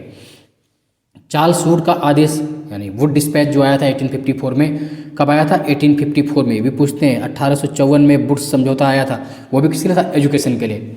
हिंदी का पहला समाचार पत्र उदंड मार्तंड 30 मई 1826 को प्रकाशित कहाँ से हुआ था, कोलकाता से। जो हिंदी का पहला न्यूज़पेपर है उदंड मार्तंड 30 मई 1826 को कहाँ से प्रकाशित हुआ, कलकत्ता से। और इसके संपादक कौन थे, जुगल किशोर शुक्ल, जो कि कानपुर रहने वाले थे। जुगल किशोर शुक्ल, जुगल किशोर शुक्ल इसके संपादक थे, रहने वाले कहाँ के थे, कानपुर के, याद रखेंगे इस बात को। तो हिंदी का पहला न्यूज़पेपर कौन था, उदंत मार्तंड। हंटर कमीशन 1882 में जो आया, हंटर कमीशन की रिपोर्ट में विशेष जोर दिया गया था 1882 की हंटर कमीशन में प्राथमिक शिक्षा के सुधार एवं विकास पर, है ना, प्राइमरी एजुकेशन जो होती है उसके सुधार एवं विकास पर। नेशनल काउंसिल ऑफ एजुकेशन की स्थापना कब हुई थी? 15 अगस्त 1906 को। नेशनल काउंसिल ऑफ एजुकेशन 15 अगस्त 1906 को बनी। सैडलर आयोग का संबंध किससे था? शिक्षा से, एजुकेशन से। ये कब बना? 1917 में। 1917 में ब्रिटिश सरकार ने शिक्षा में सुधार हेतु सैडलर विश्वविद्यालय आयोग की स्थापना की थी। लॉर्ड मैकाले संबंधित है किससे? अंग्रेजी भाषा, अंग्रेजी शिक्षा को लागू करने से। अधोमुखी निष्पंदन सिद्धांत, फिल्ट्रेशन थ्योरी का संबंध किससे था? शिक्षा क्षेत्र। और जो शैक्षणिक थी फिल्ट्रेशन थ्योरी कौन थे? Lord Macaulay. किसने लागू की फिल्ट्रेशन थ्योरी? लॉर्ड मैकाले ने अधोमुखी निष्पंदन सिद्धांत। फिल्ट्रेशन थ्योरी क्या होती है कि जो अंग्रेजी भाषा है उसकी शिक्षा हम सिर्फ राजे रजवाड़े ऊपर लोगों को देंगे और वो धीरे धीरे छन करके जब गांव में पहुंचेंगे तो गांव वाले लोग खुद ही अपने आप को हीन समझेंगे और धीरे धीरे वो उसका प्रयास करेंगे सीखने का। आज भी स्थिति कमोबेश यही है। भारत में आधुनिक शिक्षा प्रणाली की नींव कब पड़ी? 1835 के मैकाले के स्मरण पत्र से। किसके?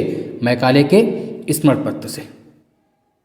भारत में अंग्रेजी शिक्षा प्रारंभ की गई थी किसके द्वारा? लॉर्ड विलियम बेंटिंग के शासनकाल में प्रारंभ हुई थी 1835 में। आप जानते हैं भारत में प्रथम 3 विश्वविद्यालय कलकत्ता, मद्रास, मुंबई की स्थापना कब की गई थी? 1857 में के बाद प्रथम 3 यूनिवर्सिटी कलकत्ता, मद्रास, मुंबई की स्थापना की गई थी, जिसके प्रयत्नों से मुंबई प्रथम महिला विश्वविद्यालय खोला गया। Professor DK curve. मुंबई में फर्स्ट वुमेन यूनिवर्सिटी, प्रथम महिला विश्वविद्यालय कहाँ खोला गया? तो डीके कर्वे के प्रयास कहाँ? मुंबई में, है ना। डेक्कन एजुकेशनल सोसाइटी की स्थापना किसने की थी? पीजी तिलक ने। किसने की थी? बाल गंगाधर तिलक ने। डेक्कन एजुकेशन सोसाइटी सर्वप्रथम स्थापना किसकी हुई थी? हिंदू कॉलेज कलकत्ता। किसकी स्थापना हुई थी? हिंदू कॉलेज कलकत्ता की। डेविड हेयर और अलेक्जेंडर डब के साथ मिलकर किसने कलकत्ता में हिंदू कॉलेज की स्थापना की थी? तो राजा राम मोहन राय ने डेविड हेयर और अलेक्जेंडर डब के साथ मिलकर के कलकत्ता में हिंदू कॉलेज की स्थापना की थी। बाल गंगाधर तिलक, स्वामी विवेकानंद, महात्मा गांधी और मदन मालवीय में से भारतीय विश्वविद्यालयों में धार्मिक शिक्षा के लिए प्रबल वकालत किसने की थी? मदन मोहन मालवीय जी ने। और उन्हीं के प्रयासों का जीता जागता सबूत आज भी खड़ा हुआ है आपका विश्व प्रसिद्ध university BHU, Banaras Hindu university. Banaras Hindu विश्वविद्यालय का शिलान्यास किसने किया था? लॉर्ड हार्डिंग ने। किसने किया था? लॉर्ड हार्डिंग ने इसका शिलान्यास किया था, याद रखेंगे इस बात को। Aligarh Muslim University, Bhimrao Ambedkar University Lucknow, Banaras University BHU, Allahabad में से यूपी में सर्वप्रथम किसे केंद्रीय विश्वविद्यालय घोषित किया गया था? तो सबसे पहले जो सेंट्रल यूनिवर्सिटी घोषित की गई थी BHU, बनारस हिंदू विश्वविद्यालय, जिसकी स्थापना कब हुई थी? 1916 में हुई थी। प्रेस की बात कर ले तो भारत का पहला समाचार पत्र कौन सा था? Bengal gazette. The first newspaper of India was Bengal gazette, है ना, 1780 में जेम्स ऑगस्टस हिक्की के द्वारा। किस द्वारा निकाला गया था? जेम्स ऑगस्टस हिक्की के द्वारा। वेनेजली, हेस्टिंग्स, जॉन एडम्स तथा डलहौजी में से सर्वप्रथम प्रेस पर सेंसरशिप लागू किसने की थी? वेलेजली ने। किसने लागू की थी? वेलेजली ने। 1878 का वर्नाकुलर प्रेस एक्ट रद्द कर दिया किसने? लॉर्ड रिपन ने। क्वेश्चन भी आता है, पास किसने किया था इसको? लॉर्ड लिटन ने। वर्नाकुलर प्रेस एक्ट का प्रवर्तन किसने किया था? लॉर्ड लिटन ने। यानी कि देशी समाचार पत्र जिसे उनको बैन कर दिया था तो उसको किसने रख दिया था? रिपन ने। वो गवर्नर जनरल जिसके समय भारतीय भाषा प्रेस अधिनियम समाप्त किया गया, वर्नाकुलर प्रेस एक्ट समाप्त किया गया, लॉर्ड रिपन के समय। पत्रकारिता का कर्तव्य का निर्वहन करते हुए जेल जाने वाला प्रथम भारतीय कौन था? तो बाल गंगाधर तिलक था। पत्रकारिता के कर्तव्य का निर्वहन करते हुए जेल जाने वाला प्रथम भारतीय बाल गंगाधर तिलक थे। अमेरिका में फ्री हिंदुस्तान अखबार शुरू किसने किया? तारकनाथ दास ने। किसने शुरू किया? तारकनाथ दास ने। फारसी साप्ताहिक मिरातुल अखबार को प्रकाशन किसने किया? राजा राम मोहन राय ने। मिरातुल अखबार, फ्री हिंदुस्तान तारकनाथ दास ने अमेरिका से निकाला, रट लीजिएगा। 1880 के दशक में इंडियन मिरर कहाँ से आता था? कोलकाता से। गदर पत्र का प्रथम अंक उर्दू भाषा में छपा। किस में छपा? उर्दू भाषा में। गदर पत्र आप जानते हैं 1913 में निकाला गया था। सैन फ्रांसिस्को, अमेरिका से साप्ताहिक लाला हरदयाल 1913, सैन फ्रांसिस्को गदर न्यूज़पेपर, लाला हरदयाल, सैन फ्रांसिस्को। तो गदर पार्टी का गदर कहा जाता है, एक साप्ताहिक वीकली पत्र था और पहला अंक किसमें आया था? पहला अंक इसका उर्दू भाषा में आया था। अमृत बाजार पत्रिका की स्थापना किसने की थी? शिशिर कुमार घोष ने। अमृत बाजार पत्रिका की स्थापना किसने की थी? शिशिर कुमार घोष ने। लोकमान्य बाल गंगाधर तिलक ने भारतीय स्वतंत्रता संग्राम की सेवा के उद्देश्य से जो समाचार पत्र प्रारंभ किया वो कौन सा था? केसरी। दो निकाले थे, केसरी और मराठा, तिलक जी के द्वारा। क्रांतिकारी काल की लोकप्रिय पत्रिकाएं जो अनेक कारणों से कांग्रेस की आलोचना करती थी, बंगवासी, काल तथा केसरी। वो समाचार पत्र जिन्होंने भारतीय स्वतंत्रता संग्राम के काल में क्रांतिकारी, आतंकवाद गलत शब्द है यहाँ पर, क्रांतिकारी आंदोलन की वकालत की। संध्या युगांतर काल, संध्या युगांतर काल। सोम प्रकाश नामक समाचार पत्र शुरू किया। किसने सोम प्रकाश शुरू किया? क्वेश्चन आया हुआ, पूछा गया कई बार, चाहे उत्तराखंड हो, चाहे यूपी हो, चाहे एमपी हो, झारखंड हो, टीजीटी हो, पीजीटी हो, नेट, सब में सोम प्रकाश नामक समाचार पत्र शुरू किसने किया? ईश्वर चंद्र विद्यासागर। और ईश्वर चंद्र विद्यासागर के प्रयासों से ही भारत में विधवा विवाह पुनर्विवाह अधिनियम पास हुआ था। विडो रिमैरिज एक्ट 1856 रूल 7, है ना, जो विधवा विवाह पुनर्विवाह अधिनियम 1856 1856 में पास हुआ था 15 के रूल से। तो लॉर्ड कैनिंग के समय ईश्वर चंद्र विद्यासागर के प्रयास से ही पास हुआ था। New India leader in India में फ्री प्रेस जनरल फोरम से मुख्यतः उदारवादियों की नीतियों का समर्थक कौन था? तो उदारवादियों की नीतियों का समर्थक कौन था? लीडर। जानते ना आप, दो गरम दल नरम दल, उदारवादियों वाले तो लीडर। द इंडियन ओपिनियन पत्र नहीं छपता था, किस भाषा में? उर्दू में छपता था। इंडियन ओपिनियन पत्र के प्रथम संपादक कौन थे? पूछा गया है पीसीएस में, लोअर में, आरओ में, दोनों जगह। इंडियन ओपिनियन न्यूज़पेपर के प्रथम संपादक कौन थे? मनसुख लाल नजर। कौन थे? मनसुख लाल नजर। टिक कर लीजिएगा, कभी भी इसको पूछ सकते हैं, मनसुख लाल नजर। एक साप्ताहिक के रूप में यंग इंडिया शुभारंभ किसने किया था? Home rule party young India, Annie Besant के समय। Home rule party young India, Annie Besant. भारतीयों द्वारा अंग्रेजी भाषा में प्रकाशित प्रथम समाचार पत्र था, भारतीयों द्वारा इंग्लिश न्यूज़पेपर रूप में पहला कौन सा निकाला गया था? तो हिंदू पैट्रियाट। और इसके संपादक कौन थे? हरिश्चंद्र मुखर्जी, जिन्होंने कि नील आंदोलन का जबरदस्त समर्थन किया था। तो नील आंदोलन का जमकर समर्थन करने वाले हिंदू पैट्रियाट के संपादक कौन थे? हरिश्चंद्र मुखर्जी। और ये भारतीयों द्वारा अंग्रेजी भाषा में, इंग्लिश लैंग्वेज में पब्लिश किया गया फर्स्ट न्यूज़पेपर था हिंदू पैट्रियाट। अंग्रेजी साप्ताहिक वंदे मातरम के साथ अपने आप को संबंध किसने किया? अरविंद घोष ने संबंध किया। किसने किया? अरविंद घोष ने। इंडियन नेशन, पंजाब केसरी, प्रभाकर तथा डॉन में से जिस अखबार का प्रकाशन पटना से होता है कौन सा था? Indian nation. स्वदेश वाहिनी के संपादक कौन थे? के रामकृष्ण पिल्ले। स्वदेश वाहिनी के संपादक थे के रामकृष्ण पिल्ले। अंग्रेजी पत्र इंडिपेंडेंट जुड़ा था मोतीलाल नेहरू से। किस जुड़ा था? मोतीलाल नेहरू से। अंग्रेजी पत्र इंडिपेंडेंट जुड़ा था मोतीलाल नेहरू से। अगला है सही सुमेलित है भारत मित्र हिंदी लैंग्वेज में, भारत मित्र हिंदी में, राष्ट्रमत मराठी में, प्रजा मित्र गुजराती में, नायक बंगाली में, Dainik Aaj Shiv Prasad Gupta, the Leader Madan Mohan Malviya, the National Herald Jawaharlal Nehru, the Pioneer George Allen. ये सभी समाचार पत्र जो है ये सुमेलित है। एक जो इसमें खास बात है, दैनिक आज याद रखिए, इसका प्रकाशन कहाँ हुआ था? बनारस से हुआ था और शिव प्रसाद गुप्ता ने इसको निकाला था। और आज भी पेपर आता है शिव प्रसाद गुप्ता, है ना, के रूप में। कानपुर से प्रकाशित जिस समाचार पत्र के माध्यम से विजय सिंह पथिक ने बिजौलिया मूवमेंट को समूचे भारत में चर्चा का विषय बना, कौन सा? प्रताप। प्रताप किसने निकाला था? गणेश शंकर विद्यार्थी निकालते थे प्रताप नामक पत्र। गणेश शंकर विद्यार्थी द्वारा प्रताप न्यूज़पेपर निकाला गया था। गणेश शंकर विद्यार्थी जो महान शहीद थे, उनकी प्रतिमा वेस्टर्न रोड कानपुर में है, 1925 में शहीद हो गए थे वो, तो उन्हीं का पत्र था। उसके माध्यम से विजय सिंह पथिक ने बिजौलिया मूवमेंट जो राजस्थान में हुआ था, कृषक मूवमेंट, उसको पूरे भारत में चर्चा का विषय बना दिया था। हरिजन न्यूज़पेपर किसने शुरू किया? हरिजन के प्रारंभकर्ता कौन थे? तो हरिजन के प्रारंभकर्ता थे महात्मा गांधी जी।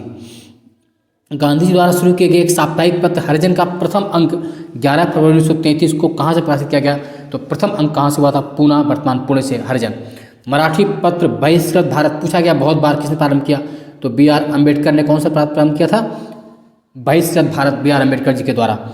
अल हिलाल कामरेड द इंडियन सोशलिस्ट में अबुल कलाम आज़ाद द्वारा कौन सा? अबुल कलाम आज़ाद ने अल हिलाल, कौन सा? अल हिलाल।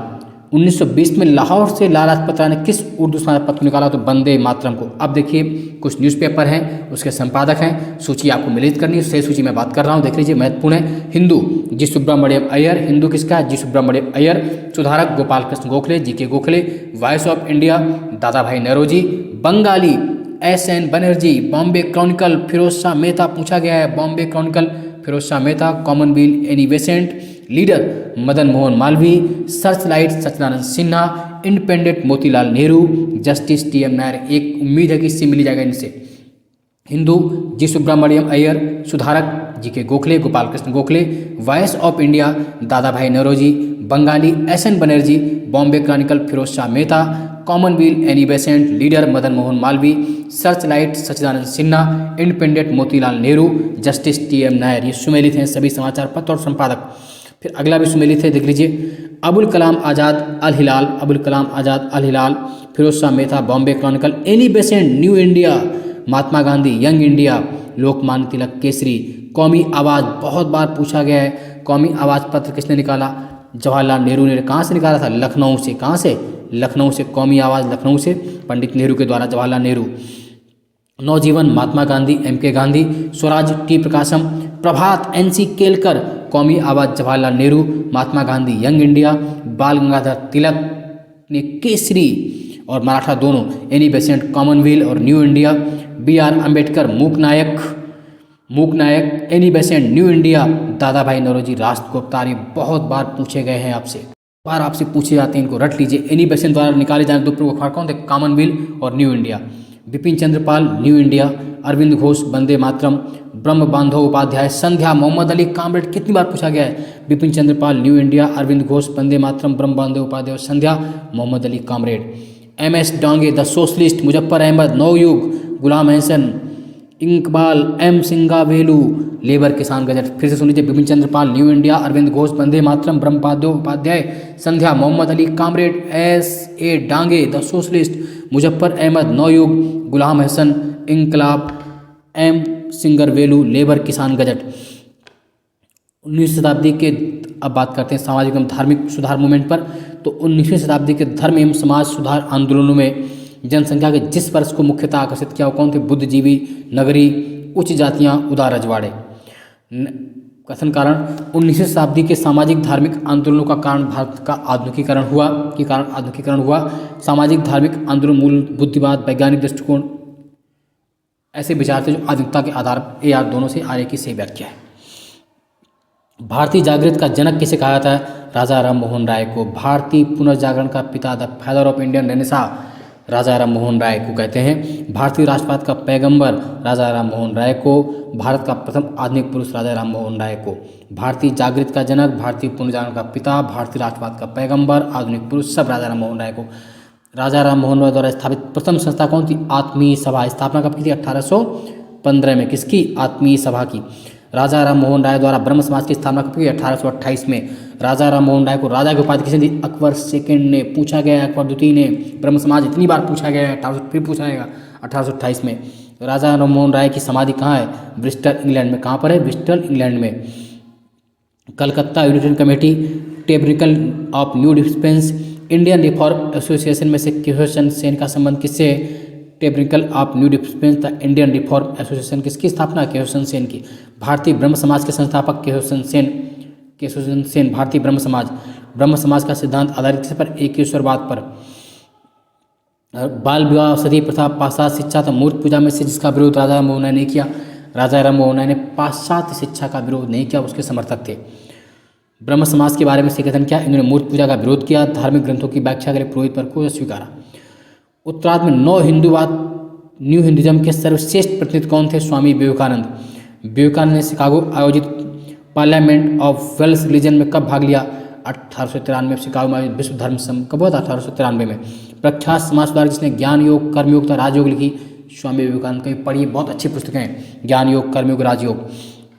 रामकृष्ण मिशन की स्थापना स्वामी विवेकानंद ने रामकृष्ण मिशन की स्थापना कब की? 1897 में। यहाँ से क्वेश्चन आने ही आने, रटते जाइए। शारदा मणि किसकी पत्नी थी? रामकृष्ण परमहंस की। दयानंद सरस्वती द्वारा स्थापित किया गया आर्य समाज 1857 में मुंबई में, 1875 मुंबई में।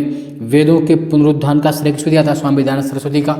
वेदों की ओर चलो, बैक टू द वेदास किसने कहा? स्वामी दयानंद सरस्वती ने। भारत का मार्टिन लूथर कौन कहलाता है? स्वामी दयानंद सरस्वती। सत्यार्थ प्रकाश की रचना किसने की? स्वामी दयानंद सरस्वती ने। सत्यार्थ प्रकाश किसकी पुस्तक है? आर्य समाज की। शुद्धि आंदोलन का समर्थक किसने किया? आर्य समाज के द्वारा। अच्छा शासन, सुशासन का स्थानापन्न नहीं है, स्वामी दयानंद ने। वे व्यक्ति जिसने सर्वप्रथम स्वराज शब्द का प्रयोग किया और हिंदी को राष्ट्रभाषा माना? स्वामी दयानंद है ना। महाराष्ट्र में प्रार्थना समाज की स्थापना किसने की? आत्माराम पांडुरंग ने। महाराष्ट्र में प्रार्थना समाज का मुख्य संचालक कौन था? MG रनाडे। देव समाज के संस्थापक थे शिव नारायण अग्निहोत्री। देव समाज के फाउंडर शिव नारायण अग्निहोत्री। 1873 में सत्यशोधक, 1873 में सत्यशोधक समाज की स्थापना। बहुत महत्वपूर्ण क्वेश्चन किसने की? ज्योतिबा फुले ने। गुलामगिरी का लेखक ज्योतिबा फुले ने। ये सभी महत्वपूर्ण क्वेश्चन है, बस सुनते रहिए, बार बार सुनते रहिए। गुलामगिरी का लेखक ज्योतिबा फुले। पिछड़े वर्गों का उत्थान प्रमुख कार्यक्रम था किसका? सत्यशोधक समाज का। सत्यशोधक समाज ने संगठित किया किससे? महाराष्ट्र में एक जात विरोधी मूवमेंट को। वो बंगाली नेता जिसने सामाजिक धार्मिक सुधारों का विरोध किया और रूढ़वादिता का समर्थन किया। राधाकांत देव, राधा स्वामी सत्संग के संस्थापक शिवदयाल साहब, आगरा में राधा स्वामी सत्संग शिवदयाल साहब। महाराष्ट्र का सुधारक जिसे लोकहितवादी कहते हैं, गोपाल हरि देशमुख को लोकहितवादी कहते हैं।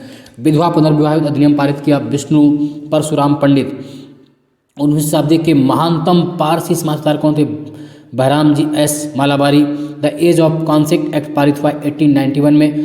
उनका प्रधान संबल था सामाजिक और धार्मिक सुधार। उसने सामाजिक बुराइयों के निराकरण के लिए विधान निर्माण का सहारा लिया और बाल विवाह पर्दा प्रथा के उन्मूलन के लिए अविराम परिश्रम किया। सामाजिक समस्याओं पर राष्ट्रीय स्तर पर विचार विमर्श को प्रोत्साहित करने हेतु उसने भारतीय राष्ट्रीय सामाजिक सम्मेलन का उद्घाटन किया। बहुत वर्षों तक भारतीय राष्ट्रीय कांग्रेस साथ साथ होते रहे। इसमें किस व्यक्ति का नाम है? तो ये महादेव गोविंद रनाडे के लिए। किसके लिए? एम.जी. रनाडे के लिए। अगला है 1856 में कानून कौन से पारित हुए थे? धार्मिक असुविधा कानून तथा हिंदू विधवा पुनर्विवाह कानून। पश्चिमी भारत में डीके करवे का नाम किस संदर्भ में? स्त्री शिक्षा विधवा पुनर्विवाह। वो व्यक्ति जिसने विधवा पुनर्विवाह के लिए संघर्ष किया और उसे कानूनी रूप से वैध बनाने से सफलता प्राप्त, किसने? ईश्वर चंद्र विद्यासागर ने। सही कथन है। 1829 में विलियम बेंटिक ने सती प्रथा कानून द्वारा अपराध घोषित कर दिया। 1856 में सरकार ने कानून बनाया जिसके अनुसार हिंदू विधवाएं पुनर्विवाह कर सकती थी। 1875 में स्वामी दयानंद सरस्वती द्वारा आर्य समाज की स्थापना की गई। ये सभी सही है। 1843 के एक्ट 5 ने गैर कानूनी बनाया किसको? दास्ता को, गुलामी को। दास्ता कब समाप्त की गई? 1843 के एक्ट। दास्ता कब समाप्त हुई? 1843 के एक्ट 5 से। 1872 में नेटिव मैरिज एक्ट को पारित करने में किसने महत्वपूर्ण भूमिका निभाई? केशव चंद्र सेन ने। बाल विवाह प्रथा को नियंत्रित करने के लिए 1872 के civil marriage act, native marriage act में लड़कियों के विवाह की न्यूनतम उम्र क्या रखी गई? 14 वर्ष। 1853 में जन्मे पश्चिमी भारत में पारसी थे। इंडियन स्पेक्टेटर तथा वॉइस ऑफ इंडिया के संपादक थे। ये एक समाज सुधारक थे। और सम्मति आयु अधिनियम 1891 के पक्ष में प्रमुख संघर्षकर्ता थे। कौन थे? तो इनका नाम है B.M. मालाबारी। शारदा अधिनियम के अंतर्गत लड़कियों एवं लड़कों की आयु की क्या रखी गई? 14 और 18, 14 वर्ष लड़कियों के लिए, 18 वर्ष लड़कों के लिए। शारदा एक्ट का संबंध किससे था? बाल विवाह से। थियोसॉफिकल सोसाइटी की स्थापना किसने की? Madam H.P. ब्लैटवस्की ने। भारत में थियोसॉफिकल सोसाइटी की सफलता का प्रमुख कारण क्या था? एनी बेसेंट के कारण। सही सुमेलित में देख लीजिए। राजा राम मोहन राय ब्रह्म समाज 1828 में। स्वामी दयानंद सरस्वती आर्य समाज 1875 में। स्वामी विवेकानंद रामकृष्ण मिशन 1897 में। महादेव गोविंद रानडे प्रार्थना समाज। Theosophical society Annie Besant. प्रार्थना समाज डॉक्टर आत्माराम पांडुरंग। आत्मीय सभा राजा राम मोहन राय। भारतीय ब्रह्म समाज केशव चंद्र सेन। राधा स्वामी सत्संग तुलसी राम शिवदयाल साहब। ब्रह्म समाज कलकत्ता। मानव धर्म समाज सूरत। आर्य समाज बम्बई। नदवा उल उलमा लखनऊ। नदवा उल उलमा लखनऊ पूछा जाता है। Satya Shodhak Samaj Jyotiba Phule. Mohammedan Anglo Oriental college Aligarh Sir Syed Ahmad Khan. Tattva Bodhini Sabha Debendranath Tagore. The servant of India society 1905 Gopal Krishna Gokhale. MC Setalvad, VN Rao तथा अल्लादी कृष्णा स्वामी अय्यर प्रख्यात मेंबर थे किस सोसाइटी के? सर्वेंट ऑफ इंडिया सोसाइटी 1905, जिसकी स्थापना गोपाल कृष्ण गोखले ने की थी। Servant of India society 1905 Gopal Krishna Gokhale. Bahujan Samaj Mukundrao Patil. बहुजन समाज मुकुंदराव पाटिल। नडारों तथा द्वारा मंदिर में प्रवेश के अधिकार की मांग की प्रस्तुति के कारण 1899 भयंकर दंगे कहाँ हुए? तिरुनेलवेली में। यदि भगवान भी अस्पृश्यता को सहन करने लगे तो मैं उन्हें कभी भगवान नहीं मानूंगा, किसने कहा? बाल गंगाधर तिलक ने। राजा राम मोहन राय ने क्या कहा? यह कहा था कि हिंदू धर्म का शुद्धतम रूप किसमें? उपनिषदों में। किसने कहा? राजा मोहन राय ने। केशव चंद्र सेन ने कहा कि ब्रह्मवाद को विश्व धर्म बनना चाहिए। दयानंद सरस्वती ने कहा हिंदू धर्म की पहचान किससे? वेदों से है। बैक टू वेदास, वेदों की ओर लौटो। रामकृष्ण परमहंस ने इस बात पर जोर दिया कि ईश्वर तक पहुँचने के मार्ग कई हो सकते हैं। संस्कृत भाषा में जो प्रवीण थे दयानंद सरस्वती, ईश्वर चंद्र विद्यासागर, राजा मोहन राय, तीनों। सही कथन है। ब्रह्म समाज एकेश्वरवाद का समर्थन करता था। आर्य समाज ने शिक्षा के विकास में योगदान दिया। रामकृष्ण मिशन की स्थापना स्वामी विवेकानंद ने की। सभी सत्य हैं। भारत में नारी मूवमेंट स्टार्ट हुआ ज्योतिबा फुले की प्रेरणा से। ब्रह्म समाज, रामकृष्ण मिशन और आर्य समाज में समानता थी। तीनों ही राजनीतिक उद्देश्यों के लिए नहीं बने थे, लेकिन तीनों ने देशभक्ति की भावना में विकास चाहता थी। सही कथन है। डॉक्टर एनी बेसेंट थियोसोफिस्ट थी। थियोसोफिकल सोसाइटी का अंतर्राष्ट्रीय मुख्यालय मद्रास के अडियार में है। स्वामी दयानंद सरस्वती आर्य समाज था। बिल्कुल सही है। दारुल उलूम की स्थापना किसने की थी? मौलाना हुसैन अहमद। देवबंद आंदोलन यूपी संयुक्त प्राथमिक का प्रारंभ हुआ 1866 to 67। 1866-67 में देवबंद आंदोलन प्रारंभ हुआ। कहाँ? लखनऊ, सहारनपुर में, है ना। देवबंद सहारनपुर में। मोहम्मद कासिम ननौतवी। कौन थे? मोहम्मद कासिम ननौतवी किसे? 1924 का बंगाल का तारकेश्वर आंदोलन किसके विरुद्ध हुआ? मंदिरों में भ्रष्टाचार के विरुद्ध। किसके? मंदिरों में भ्रष्टाचार के विरुद्ध। और हाली पद्धत संबंधित किससे? बंधुआ मजदूरी से। हाली पद्धति बंद हुआ मजदूरी से। किससे बंद हुआ? मजदूरी से।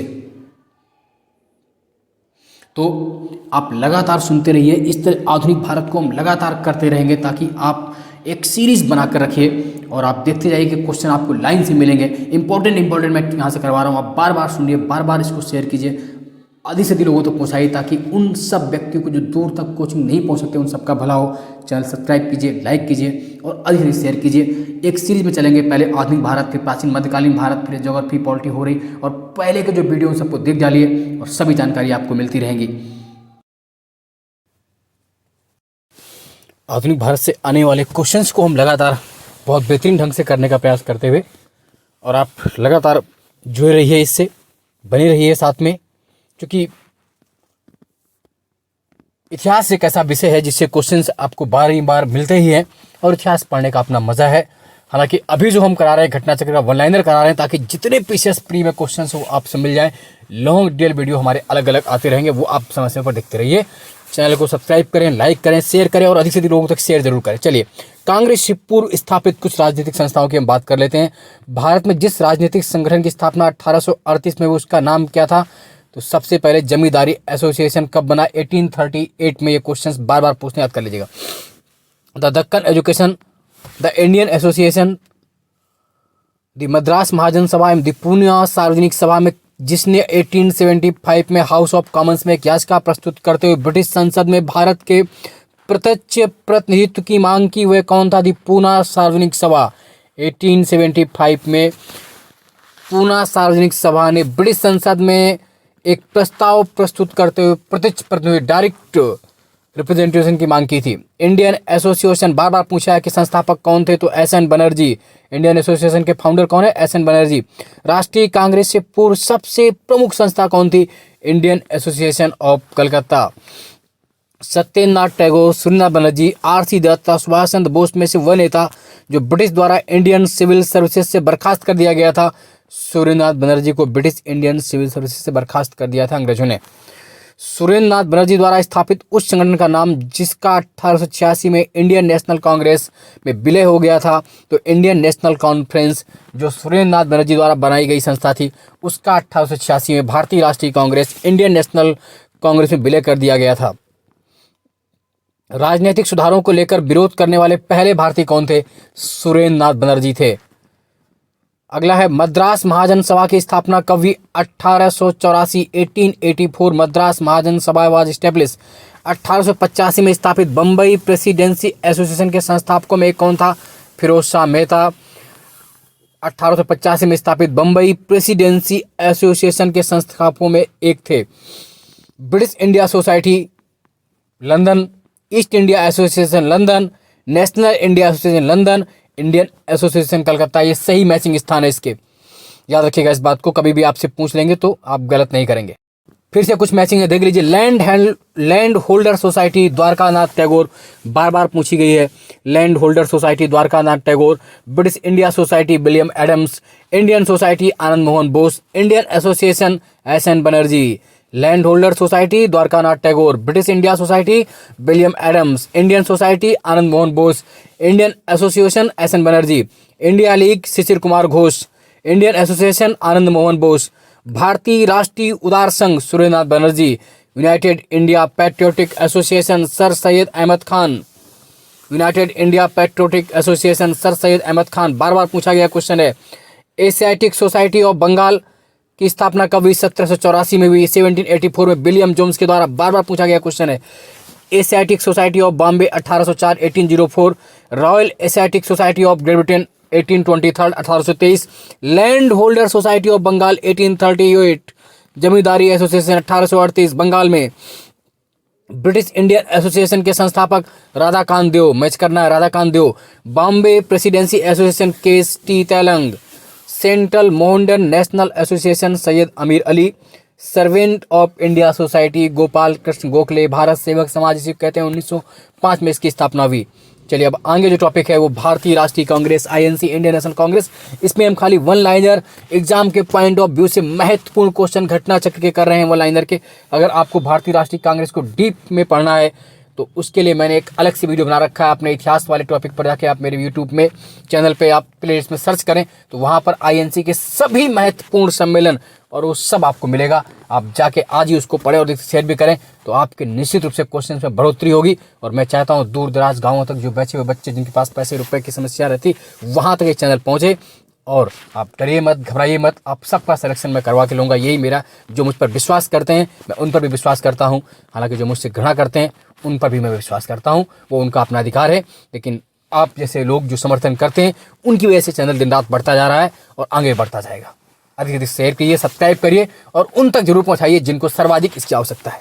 चलिए बात करते हैं भारतीय राष्ट्रीय कांग्रेस की। इंडियन नेशनल कांग्रेस की स्थापना किसने की? तो एक आंसर में ए.यू. ह्यूम ने। भारतीय राष्ट्रीय कांग्रेस संस्थापक थे एक असैनिक सेवक ए.यू. ह्यूम। भारतीय राष्ट्रीय कांग्रेस की स्थापना कब हुई? 1885 में। अगर डेट पूछ लें आपसे बच्चों तो क्या होगा? 28 दिसंबर 1885 मुंबई में गोकुलदास तेजपाल संस्कृत कॉलेज में। कहाँ पर स्थापना हुई कांग्रेस की? इन 28 दिसंबर 1885 इन बॉम्बे गोकुलदास तेजपाल संस्कृत कॉलेज। 28 दिसंबर 1885 को मुंबई के गोकुलदास तेजपाल कॉलेज संस्कृत कॉलेज में कांग्रेस की स्थापना। इसका पहला सम्मेलन होना था पूना में, लेकिन पुणे में प्लेग फैल जाने के कारण इसका सम्मेलन कहाँ किया गया? मुंबई में, याद रखिएगा। भारतीय राष्ट्रीय कांग्रेस के प्रथम अधिवेशन में भाग लेने वाले प्रतिनिधियों की संख्या थी कितनी? 72, 72 प्रतिनिधि थे। भारतीय राष्ट्रीय कांग्रेस का प्रथम अधिवेशन कहाँ हुआ? मुंबई में। और भारतीय राष्ट्रीय कांग्रेस के पहले अध्यक्ष कौन थे? बहुत बार पूछा हुआ क्वेश्चन है। तो डब्ल्यू.सी. बनर्जी। भारतीय राष्ट्रीय कांग्रेस का 1885 महासचिव कौन था? ए.यू. ह्यूम। भारतीय राष्ट्रीय कांग्रेस की स्थापना के समय भारत का वायसराय कौन था? कितनी बारी क्वेश्चन पूछा गया है। Lord Dufferin. कौन था? Lord Dufferin. कांग्रेस को सूक्ष्मदर्शी अल्पसंख्यक जनता का प्रतिनिधि बताते हुए उसका मजाक किसने उड़ाया था? लॉर्ड डफरिन ने कांग्रेस को क्या कहा था? सूक्ष्मदर्शी अल्पसंख्यक जनता का प्रतिनिधित्व कर बताते हुए इसका मजाक उड़ाया था लॉर्ड डफरिन ने। रट लीजिए। दादा भाई नौरोजी, जी सुब्रमण्यम अय्यर, जस्टिस राणे, सुरेंद्रनाथ बनर्जी में से भारतीय राष्ट्रीय कांग्रेस के स्थापना अधिवेशन में कौन उपस्थित नहीं हुआ था? सुरेंद्रनाथ बनर्जी, क्योंकि उनकी अपनी पार्टी का वहां पर उस वक्त सम्मेलन चल रहा था, इसलिए वो उपस्थित नहीं हो पाए थे। भारतीय राष्ट्रीय कांग्रेस के दूसरे अधिवेशन की अध्यक्षता किसने की? दादा भाई नौरोजी ने 1886 में, जो कोलकाता में हुआ था। कांग्रेस के लिए समर्थन प्राप्त करने के लिए 1889 में एक समिति स्थापित की गई। उस समिति का सभापति कौन था? William Digby. भारतीय राष्ट्रीय कांग्रेस के प्रथम मुस्लिम अध्यक्ष, बार बार पूछा गया है, first Muslim chairman of Congress was Badruddin Tyab. Congress के प्रथम मुस्लिम अध्यक्ष कौन थे? बदरुद्दीन तैयब। 1887 इन मद्रास सेशन, 1887 के मद्रास अधिवेशन में कब बने थे? 87 में मद्रास अधिवेशन में बदरुद्दीन तैयब कांग्रेस के प्रथम मुस्लिम अध्यक्ष थे। बार बार पूछे गए। भारतीय राष्ट्रीय कांग्रेस का प्रथम निर्वाचित यूरोपीय अध्यक्ष जॉर्ज यूल। 1888 कांग्रेस का प्रथम यूरोपीय अध्यक्ष कौन था? George Yule. फिरोज शाह मेहता, हकीम अजमल खान, खान अब्दुल गफ्फार खान तथा सर सैयद अहमद में से वो जो भारतीय राष्ट्रीय कांग्रेस से कभी नहीं जुड़े रहे, संबंध नहीं रहे, तो सर सैयद अहमद ने कांग्रेस से कभी संबंध नहीं रहा। लाला लाजपत राय, एनी बेसेंट, मोतीलाल नेहरू तथा बाल गंगाधर तिलक में से वो जो भारतीय राष्ट्रीय कांग्रेस का कभी अध्यक्ष नहीं चुना गया, तो महान देशभक्त बाल गंगाधर तिलक कांग्रेस से कभी अध्यक्ष नहीं चुने गए। लाल बाल त्रिगुट का व्यक्ति जो भारतीय राष्ट्रीय कांग्रेस का अध्यक्ष हुआ था, कौन हुआ था? लाला लाजपत राय। लाल बाल पाल आप जानते हैं, लाला लाजपत राय, बाल का मतलब बाल गंगाधर तिलक और पाल का मतलब बिपिन चंद्र पाल। नरम दल वाले नहीं, ये लोग गर्म दल वाले थे। सुचिता कृपलानी, अरुणा आसफ अली, एनी बेसेंट तथा विजया लक्ष्मी पंडित में से भारतीय कांग्रेस की अध्यक्ष कौन नहीं थी? Annie Besant. और एनी बेसेंट कांग्रेस की अध्यक्ष कब बनी थी? 1917 में, सबसे पहले कोलकाता में, है ना, कोलकाता अधिवेशन 1917 में कांग्रेस की अध्यक्ष बनी Annie Besant. Annie Besant was the first women chairman of Congress. Congress की प्रथम महिला अध्यक्ष कौन बनी? Annie Besant. कब बनी? 1917 में, कलकत्ता सेशन में। प्रथम महिला, साथ साथ प्रथम विदेशी महिला भी थी। कांग्रेस की प्रथम भारतीय महिला अध्यक्ष कौन थी? तो Sarojini Naidu was the first Indian women president of Congress in 1925 in Kanpur. Kanpur शहर को एक गौरव प्राप्त है। कानपुर शहर में सबसे पहले भारतीय महिला अध्यक्ष जो बनाए गए कांग्रेस की, सरोजनी नायडू को, और उन्हीं के नाम पर कानपुर में आप जब जाएंगे तो सरोजनी नगर आज भी आपको दिखता है, फजलगंज के आगे, है ना। तो आप याद रखेंगे कि अगर क्वेश्चन आपसे पूछ ले इस तरह कि कांग्रेस की प्रथम महिला अध्यक्ष, तब भी आपका आंसर एनी बेसेंट होगा। कब? 1917 का लगता। कांग्रेस की प्रथम विदेशी महिला अध्यक्ष, तब भी एनी बेसेंट आंसर होगा। जब आपसे स्पेशली पूछेगा कि कांग्रेस की प्रथम भारतीय महिला अध्यक्ष, तो आपका आंसर क्या होगा? सरोजनी नायडू। कब? 1925 में। कहां पर? कानपुर में। और कानपुर में ही सबसे पहले 1925 में हिंदी के लिए बात की गई थी कि हिंदी को राष्ट्रीय भाषा बनाया जाना चाहिए। अगला है सही कथन है, देख लीजिए क्या क्या सही कथन है। भारतीय राष्ट्रीय कांग्रेस का दूसरा अधिवेशन दादा भाई नौरोजी की अध्यक्षता में हुआ, बिल्कुल सही है। भारतीय राष्ट्रीय कांग्रेस था मुस्लिम लीग दोनों लखनऊ 1916 में लखनऊ अधिवेशन किया और यहाँ पर लखनऊ समझौता हुआ, लखनऊ पैक्ट हुआ, बिल्कुल सही है। भारतीय राष्ट्रीय कांग्रेस का 27वां अधिवेशन कहाँ हुआ? बांकीपुर में हुआ। भारतीय राष्ट्रीय कांग्रेस का वो अधिवेशन जिसमें बाल गंगाधर तिलक ने अभिव्यक्त किया था स्वराज्य मेरा जन्मसिद्ध अधिकार है, मैं उसे लेकर रहूंगा। ये किसने कहा था? तिलक ने कहा था लखनऊ अधिवेशन 1916 में, स्वराज मेरा जन्मसिद्ध अधिकार है, मैं उसे लेकर रहूंगा। ये किसने कहा? लखनऊ अधिवेशन में बाल गंगाधर तिलक ने कहा था। सही कथन है। CR दास ने जब कांग्रेस अध्यक्ष के रूप में काम किया वो जेल में थे और अल्फ्रेड वेब ने 1894 में कांग्रेस के अध्यक्ष थे, दोनों सत्य हैं। कांग्रेस आंदोलन ना तो लोगों द्वारा प्रेरित था और ना ही उनके द्वारा सोचा योजनाबद्ध। ये किसने कहा था? सर सैयद अहमद खान ने कहा था। किसने कहा था? सर सैयद अहमद खान।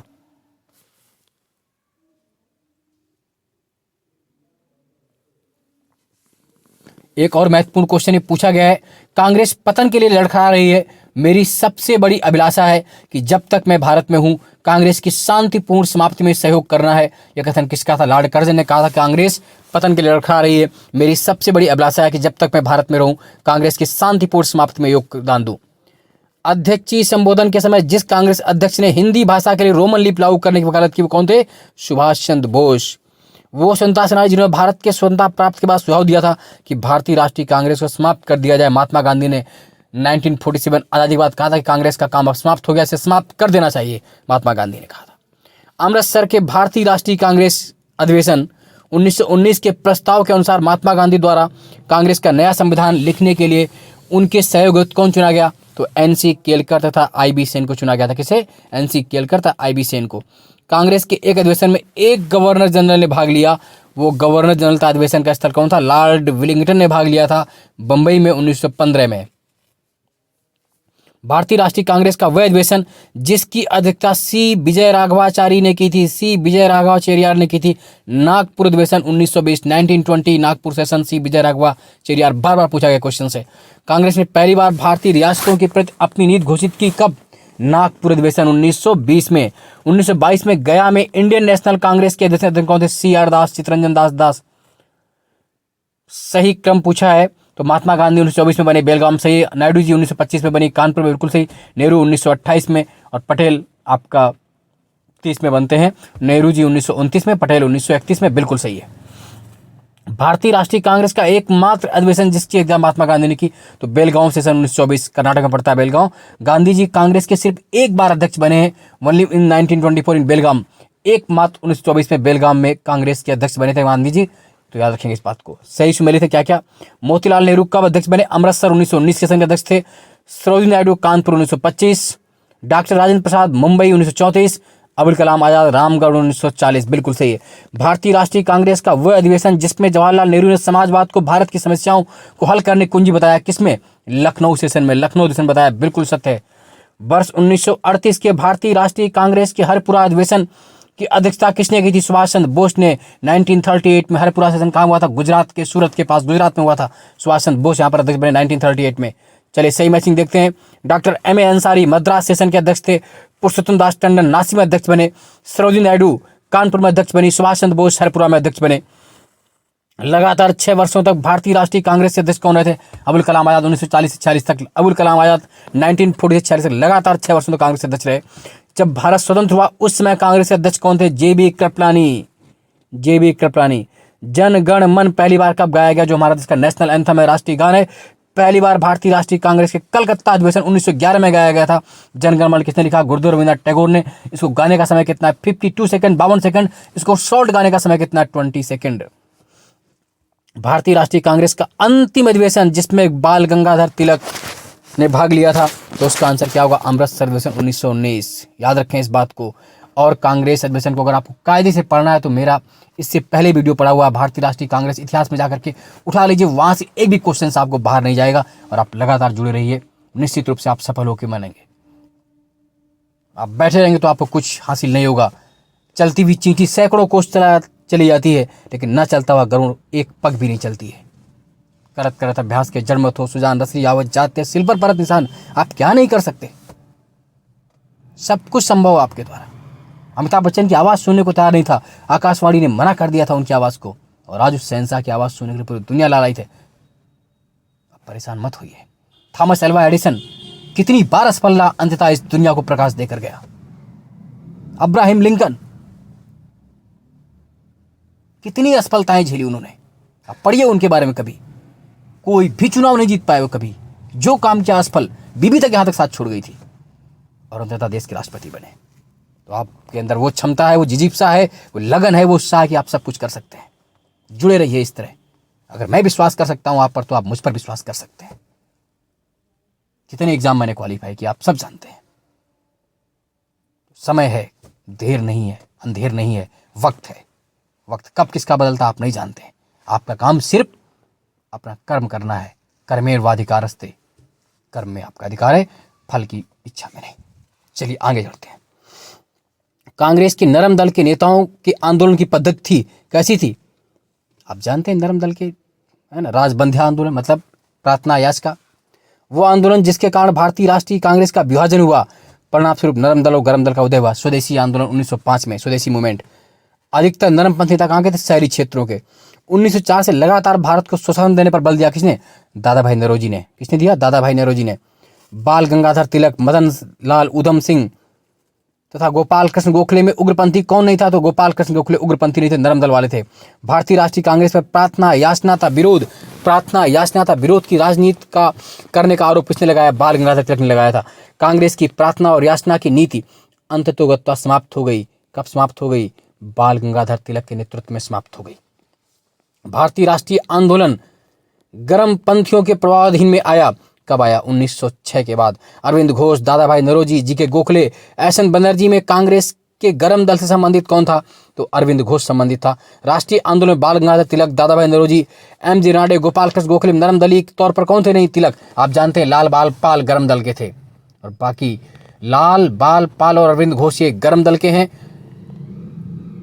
एक्सट्रीमर्स हैं ये, और मॉडरेट्स में बाकी आप गोपाल कृष्ण गोखले, फिरोज शाह मेहता, दादा भाई नौरोजी, दिनसा बाचा, सबको रख लीजिए। शेरे पंजाब किसे कहते थे, तो शेरे पंजाब के नाम से लाला लाजपत राय मशहूर थे। कौन, लाला लाजपत राय। महत्वपूर्ण क्वेश्चन जो पूछा गया था आरोमेंस 14 में, लाला लाजपत राय ने अपना राजनीतिक गुरु किसे माना था, मैजनी को। इटली में आप जब पढ़ेंगे ना इटली की क्रांति, तो गैरीबाल्डी, काबूर, मैजनी, तो मैजनी को माना था। किसको, मैजनी ने यंग इटली की स्थापना की थी। यंग इटली आपसे पूछते थे कभी कभी, तो मैजनी उसका संस्थापक था। किसका, यंग इटली का। ये क्वेश्चन अलग से बन सकता है कभी, है ना, जब आपको एग्जाम देंगे आप बड़ा। गोपाल कृष्ण गोखले, बाल गंगाधर तिलक, ए.यू. ह्यूम था, मदन मोहन मालवीय मध्यम वर्गीय कौन नहीं था, तो तिलक मध्यम वर्गीय नहीं थे। स्वदेशी के समर्थक थे अरविंद घोष। भारतीय अशांति के जनक के रूप में किसे जाना था, लोकमान्य तिलक को भारतीय अशांति के जनक के रूप में जाना जाता है। बाल गंगाधर तिलक को भारतीय अशांति का जनक किसने कहा था, वैलेंटाइन चिरोल ने कहा था। विजय तिलक को सजा के पश्चात जिसने दया की वकालत की थी और कहा था कि संस्कृत के एक विद्वान के रूप में तिलक में मेरी दिलचस्पी है, किसने कहा था, मैक्स मुलर ने कहा था। किसने कहा था, मैक्स मुलर ने। 1908 में 6 वर्ष की कारावास की सजा स्वतंत्रता संग्राम के लिए जिस उग्रवादी ने दी उसका नाम क्या था, बाल गंगाधर तिलक। याद रखिए इस बात को।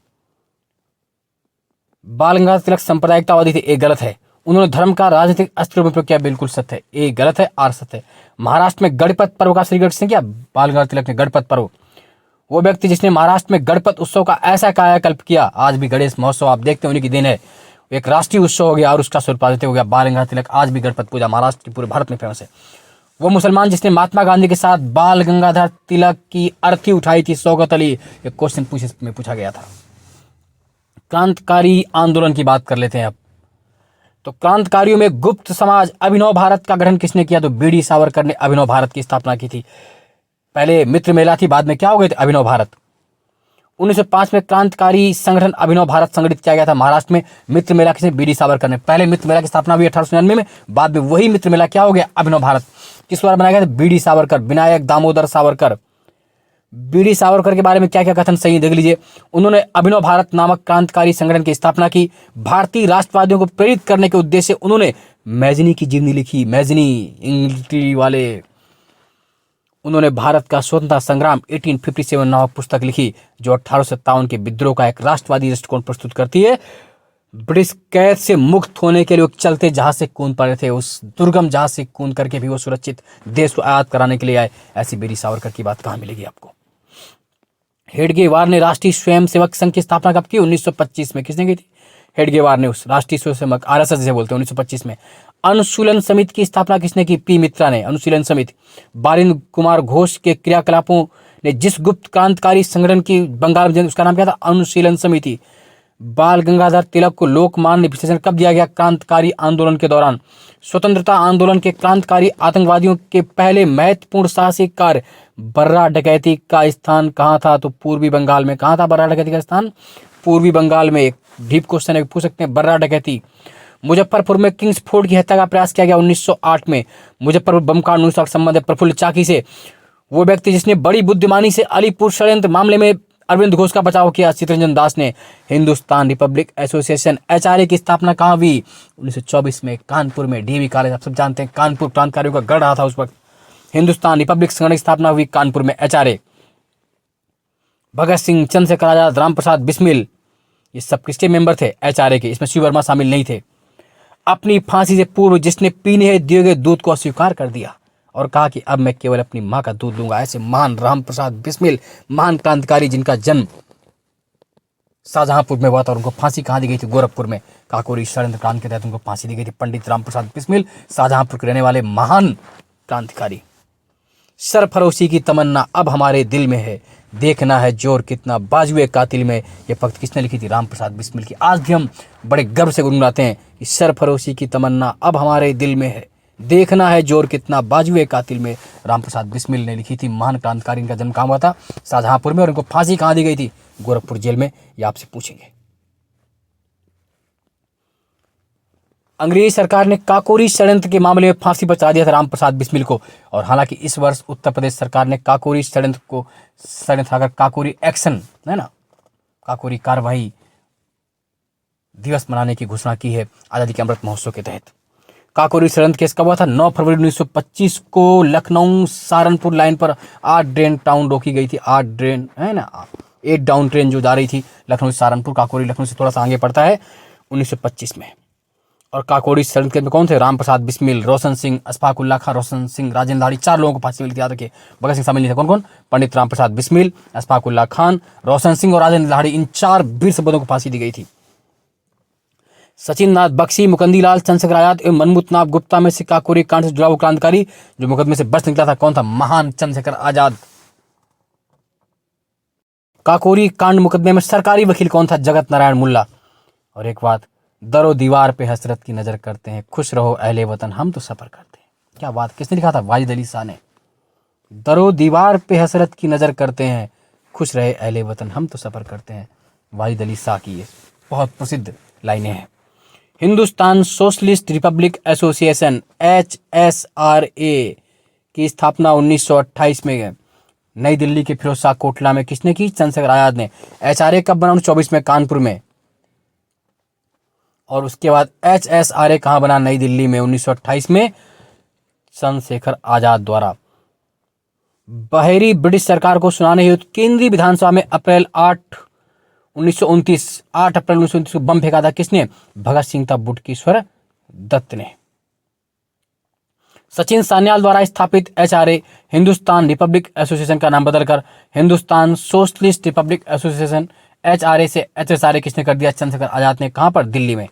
1928 में इसकी स्थापना कहां हुई? दिल्ली में।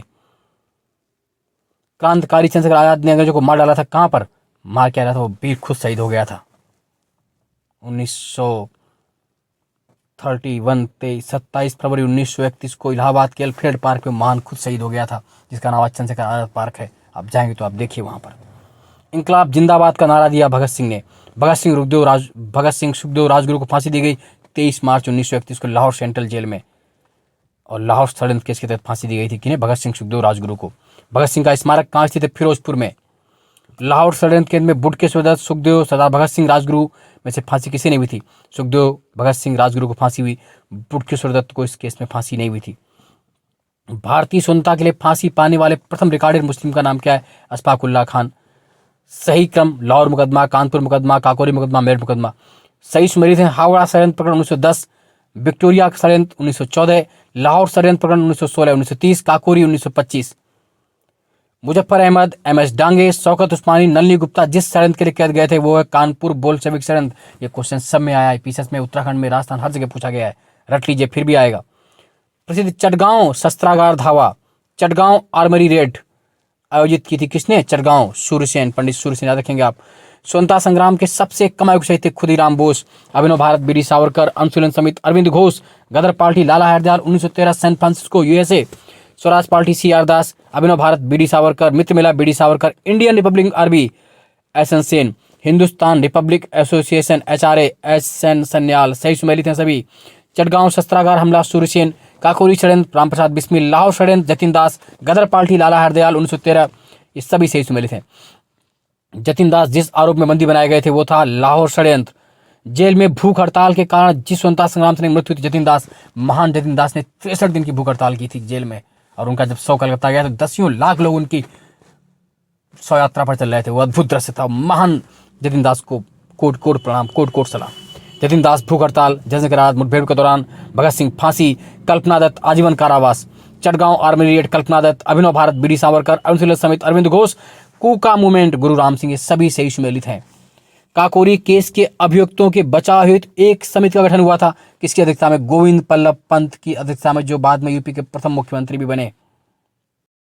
सही सुमेलित देखिए सूची क्या क्या है। Revolt group Suryasen, Hindustan Republic association Ramprasad Bismil, Hindustan socialist republic association Chandrashekhar, Punjab Naujawan Bharat सभा भगत सिंह, सभी सुमेलित सही हैं। अभिनव भारत अनुशीलन समिति में ये दोनों ही क्रांतिकारी गतिविधियों में लिप्त संग्रह थे। कौन कौन? अभिनव भारत और अनुशीलन समिति। निष्क्रिय विरोध के सिद्धांत का प्रावधान किया अरविंद घोष ने, सही कथन है। सुभाष चंद्र बोस ने फॉरवर्ड ब्लॉक का गठन किया, बिल्कुल सत्य है। 1939 में फॉरवर्ड ब्लॉक की स्थापना की थी जब कांग्रेस छोड़ दी थी। Bhagat Singh Hindustan Republic Socialist Association के संस्थापकों में से एक थे, दोनों सत्य है। किस महान क्रांतिकारी की फांसी गोरखपुर जेल में हुई? मैंने बताया अभी आपको, रामप्रसाद बिस्मिल की फांसी कहां हुई थी? गोरखपुर जेल में। अगला है शांति घोष, सुनील चौधरी, बीना दास था, कल्पना दत्त जोशी में से वो महान महिला क्रांतिकारी जिसने दीक्षांत समारोह में अपनी उपाधि डिग्री ग्रहण करते समय एक अंग्रेज गवर्नर पर गोली चलाई थी। तो बीना दास महान क्रांतिकारी थी जिन्होंने डिग्री प्राप्त करते समय गवर्नर पर गोली चलाई थी। बीना दास से पूछा गया क्वेश्चन है। आलोचना और स्वतंत्र चिंतन एक क्रांतिकारी की दो विशेषताएं हैं। भगत सिंह। भारत से बाहर जो क्रांतिकारी गतिविधियां उनकी बात कर लेते हैं तो लंदन में इंडियन होम रूल सोसाइटी की स्थापना श्यामजी कृष्ण वर्मा ने कब की? 1905 में। इंडियन होम रूल सोसाइटी कहाँ? लंदन में। इसी को इंडिया होम रूल सोसाइटी 1905 में श्यामजी कृष्ण वर्मा के द्वारा गुजरात के काठियावाड़ करने वाले थे। गदर पार्टी की स्थापना लाला हरदयाल ने की 1913 में। कहाँ पर की थी? सैन फ्रांसिस्को अमेरिका में। गदर पार्टी की स्थापना 1913 में। गदर आंदोलन की स्थापना सोवन सिंह भागना ने। और क्वेश्चन अगर पूछ लें गदर पार्टी के संस्थापक अध्यक्ष कौन थे? फाउंडर चेयरमैन, तो भी आंसर क्या होगा? सोवन सिंह भागना ही होगा। गदर पार्टी का पहला सभापति कौन था? सोवन सिंह भागना। गदर पार्टी की स्थापना कहाँ हुई? संयुक्त राज्य अमेरिका में, सैन फ्रांसिस्को में। कहाँ पर हुई? San Francisco America.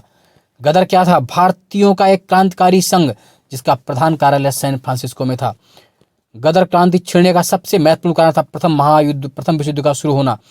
वो व्यक्ति जिसने विदेश में गणतंत्रात्मक सरकार की स्थापना सबसे पहले की थी राजा महेंद्र प्रताप ने 1915 में की थी, काबुल में। कहाँ की थी? 1915 में काबुल में। और इन्हीं के नाम पर अब अलीगढ़ में एक यूनिवर्सिटी बनने जा रही है। इस पर सरकार ने उद्घाटन किया है। राजा महेंद्र प्रताप ने 1915 में काबुल में भारत की प्रथम अस्थायी सरकार की स्थापना की थी। वो स्थान जहाँ प्रथम विश्व युद्ध के दौरान भारत की एक अनंतिम सरकार बनी जिसके प्रसिद्ध राजा महेंद्र प्रताप थे, अफगानिस्तान, काबुल, मैंने बता दिया। भारतीयों की क्रांति की माँ, रिवोल्ट ऑफ इंडियन मदर जो हैं वो कौन? भारतीय क्रांति की माँ किसे कहते हैं? भीकाजी रुस्तम कामा। भीकाजी रुस्तम कामा। मैडम भीकाजी कामा संबंधित से कथन है। मैडम कामा दादा भाई नौरोजी की निजी सचिव रही। मैडम कामा के माता पिता पारसी, दोनों पॉइंट सत्य हैं। वो महिला जिसने भारतीय तिरंगा सबसे पहले फहराया तो मैडम भीकाजी कामा ने 1907 में स्टुटगार्ड में प्रथम तिरंगा ध्वज फहराया। बार पूछा गया क्वेश्चन है, सबसे पहले तिरंगा ध्वज किसने फहराया? मैडम भीकाजी कामा ने। कहाँ? स्टुटगार्ड जर्मनी में 1907 में। वो व्यक्ति जिसने इंग्लैंड में अंग्रेज अधिकारियों की हत्या के आरोप में फांसी की सजा मिली, किसे किसे मिली? मदन लाल ढींगरा और उधम सिंह को। वह बात जो मैडम भीकाजी कामा, एम बरकतुल्ला, वी.एस. अय्यर और एम.एन. नाय में समान थी, ये सभी प्रमुख क्रांतिकारी थे और स्वतंत्रता आंदोलन की अवधि में भारत के बाहर विविध देशों में काम कर रहे थे। सभी पॉइंट सत्य हैं। कामागाटा मारू बहुत पूछा गया है। कनाडा की यात्रा पर निकला एक जलपोत था, है ना, जिसको फिर अंग्रेजों ने वापस भारत कनाडा में जाने नहीं दिया और इसमें भी बहुत से लोग शहीद हुए थे। कामागाटा मारू कौन ले गए थे? तो कामागाटा मारू कांड से कौन थे? बाबा गुरदीप सिंह इस जहाज को ले गए थे किराए पर। कौन? बाबा गुरदीप सिंह का संबंध किससे? कामागाटा मारू कांड से। एक जलपोत था। इंडिपेंडेंस लीग की स्थापना की थी रास बिहारी बोस ने। किसने? रास बिहारी बोस ने। हड़प नीति, बंगाल का विभाजन स्थायी बंदोबस्त, सहायक संघ, सबसे लास्ट में क्या हुआ, बंगाल का विभाजन। बंगाल का विभाजन किसने किया, लॉर्ड कर्जन ने। कब, 16 अक्टूबर 1905 को बंगाल का विभाजन, डिवाइडेशन ऑफ बंगाल। बंग भंग विरोधी आंदोलन का प्रारंभ कब हुआ, 7 अगस्त 1905 को। बंग भंग के बाद कौन सा मूवमेंट शुरू हुआ, स्वदेशी मूवमेंट, स्वदेशी आंदोलन। बंगाल का विभाजन करने वाला गवर्नर जनरल कौन था, लॉर्ड कर्जन। बंगाल के विभाजन के समय बंगाल का लेफ्टिनेंट गवर्नर कौन था, सर एंड्रू फ्रेजर। ये सभी क्वेश्चंस महत्वपूर्ण, बार बार पूछे जाते हैं आपसे। बंगाल विभाजन 1905 के विरोध में हुए आंदोलन का नेतृत्व किसने किया, सुरेंद्रनाथ बनर्जी। किसने किया, सुरेंद्रनाथ बनर्जी ने। डब्ल्यू.सी. बनर्जी, एस.एन. बनर्जी, आर.एन. टैगोर था वीर तिलक में से वे जो स्वदेशी आंदोलन का आलोचक था एवं पूर्व तथा पाश्चात्य के मध्य एक बेहतर संबंध का समर्थक था, आर.एन. टैगोर, रविन्द्रनाथ टैगोर। बंगाल में ब्रिटेन की वस्तुओं का बहिष्कार का सुझाव सबसे पहले किसने दिया था, ब्रिटेन की वस्तुओं का बाइकआउट करने के लिए, कृष्ण कुमार मित्रा ने। किसने, कृष्ण कुमार मित्रा ने। ब्रिटिश वस्तुओं के बहिष्कार को राष्ट्रीय नीति के रूप में अपनाया गया 1905 में। बंगाल का विभाजन किया गया था बंगाली राष्ट्रवाद की बुद्धि को दुर्बल करने के लिए, क्योंकि बंगाल उस वक्त क्रांतिकारियों का गढ़ था, राष्ट्रवादियों का गढ़ था। तो अंग्रेजों ने डिवाइड एंड रूल, फूट डालो राज करो के नाम से बहाना बना करके अंग्रेजों ने हिंदू और मुस्लिम को अलग कर दिया, पूर्वी बंगाल, पश्चिम बंगाल, ताकि क्रांति की धारा कम हो और लोगों में विद्रोह कम फैले और हम आराम से राज कर सकें। अंततः वो करने में सफल रहे, लेकिन फिर भी भारतीय बंगाली प्रतिभा और देश भारत की मेधा के आगे वो झुक नहीं सके और अंततः बंगाल विभाजन उन्हें रद्द करना पड़ा 1911 में। बंगाल विभाजन के विरुद्ध राष्ट्रवादियों द्वारा प्रारंभ किए गए कार्यक्रम थे, बाइकआउट, बहिष्कार, स्वदेशी, राष्ट्रीय शिक्षा। बंगाल 1905 में विभाजित हुआ और उसके विरोध फलस्वरूप द्वारा विभाजित कब हुआ, 1911 में। मद्रास में स्वदेशी मूवमेंट का नेतृत्व किसने किया, चिदम्बरम पिल्ले ने। पूछते हैं मद्रास स्वदेशी मूवमेंट को लेकर, चिदम्बरम पिल्ले। स्वदेशी आंदोलन का नेतृत्व दिल्ली में किसने किया, सैयद हैदर रजा ने। किसने, सैयद हैदर रजा ने। महिलाएं, कृषक, मुसलमान था बुद्धि वर्गों में 1905 की स्वदेशी मूवमेंट मुख्यतः अप्रभावित कौन रहे, कृषक था, मुसलमान। वो आंदोलन जिसके दौरान वंदे मातरम भारतीय राष्ट्रीय आंदोलन का शीर्षक गीत बना, स्वदेशी मूवमेंट 1905 के दौरान वंदे मातरम भारतीय राष्ट्रीय आंदोलन का शीर्षक गीत बना।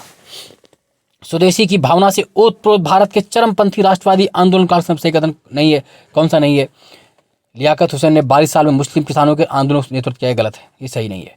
ब्रिटिश पत्रकार एस.डब्ल्यू. नेविसन जुड़े थे, पूछा गया है स्वदेशी मूवमेंट से।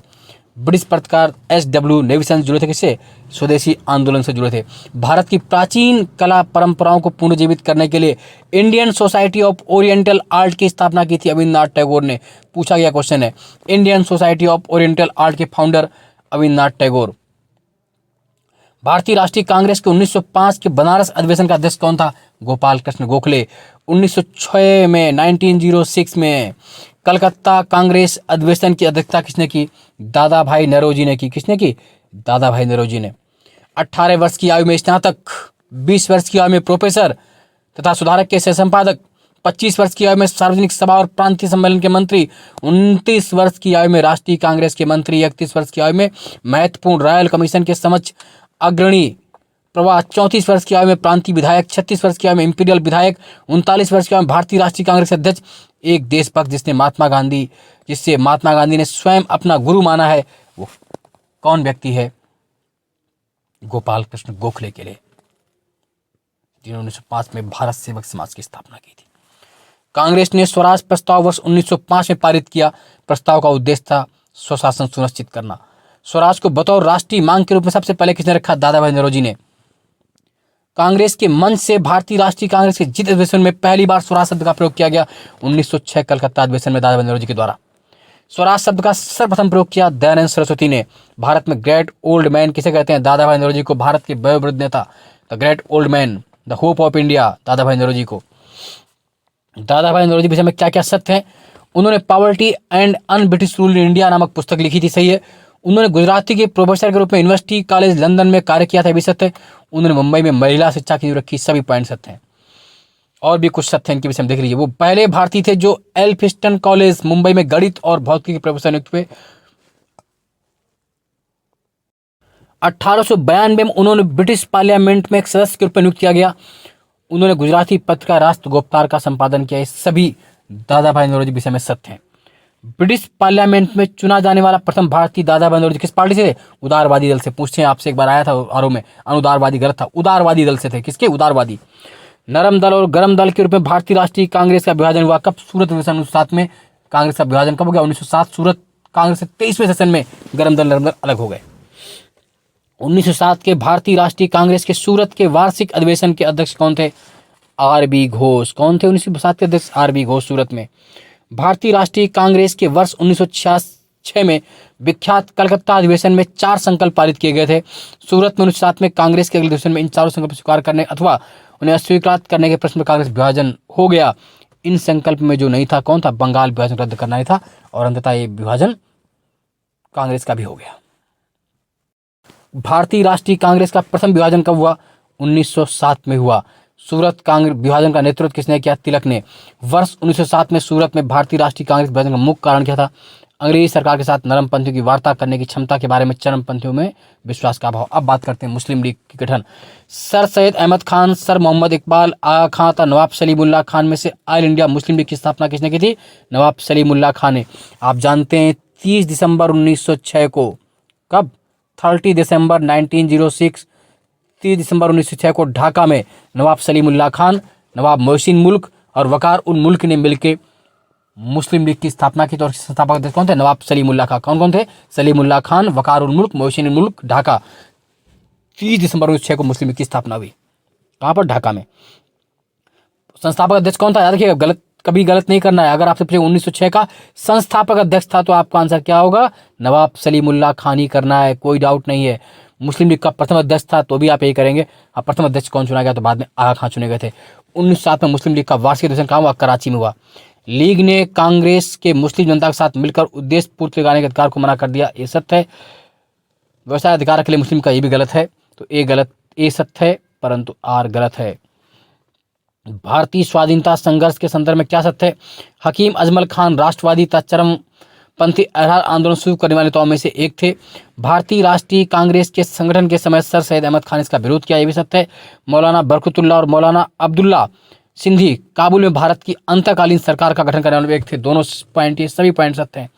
1906 में लॉर्ड मिंटो से शिमला में मिले मुसलमानों के शिष्टमंडल ने प्रार्थना की थी मुसलमानों के लिए पृथक निर्वाचक वर्ग की। 1908 में अखिल भारतीय मुस्लिम लीग की एक लंदन शाखा की स्थापना किसने की? लंदन शाखा जो बनी थी मुस्लिम लीग की, अमीर अली के द्वारा।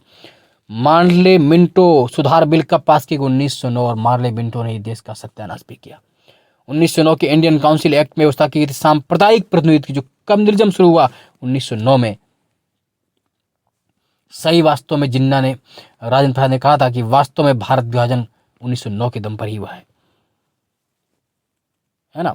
राष्ट्रीय आंदोलन की अवधि में जिस घटना ने मतभेद के बीच बोए और अंततः देश का विभाजन कराया वो 1909 का एक्ट ही था। मार्ले लिखा था मिंटो कि हम नाक के दांत बो रहे हैं और इसका फल भीषण होगा, और अंततः उस भीषण फल ने भारत का बंटवारा करवाया।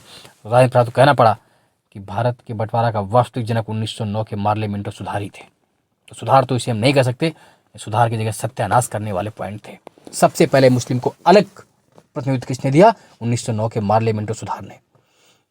आप ऐसे पढ़ते रहिए, जुटे रहिए, लगातार जुटे रहेंगे तो आप कुछ ना कुछ कर पाएंगे। दिन रात जुटे रहिए और अंततः आप सफल हो जाएंगे। आप इस चैनल को सब्सक्राइब कर लें, अधिक से अधिक शेयर कर लीजिए। आपको सभी कुछ यहाँ पर उपलब्ध रहेगा, हर वीडियो उपलब्ध रहेंगे।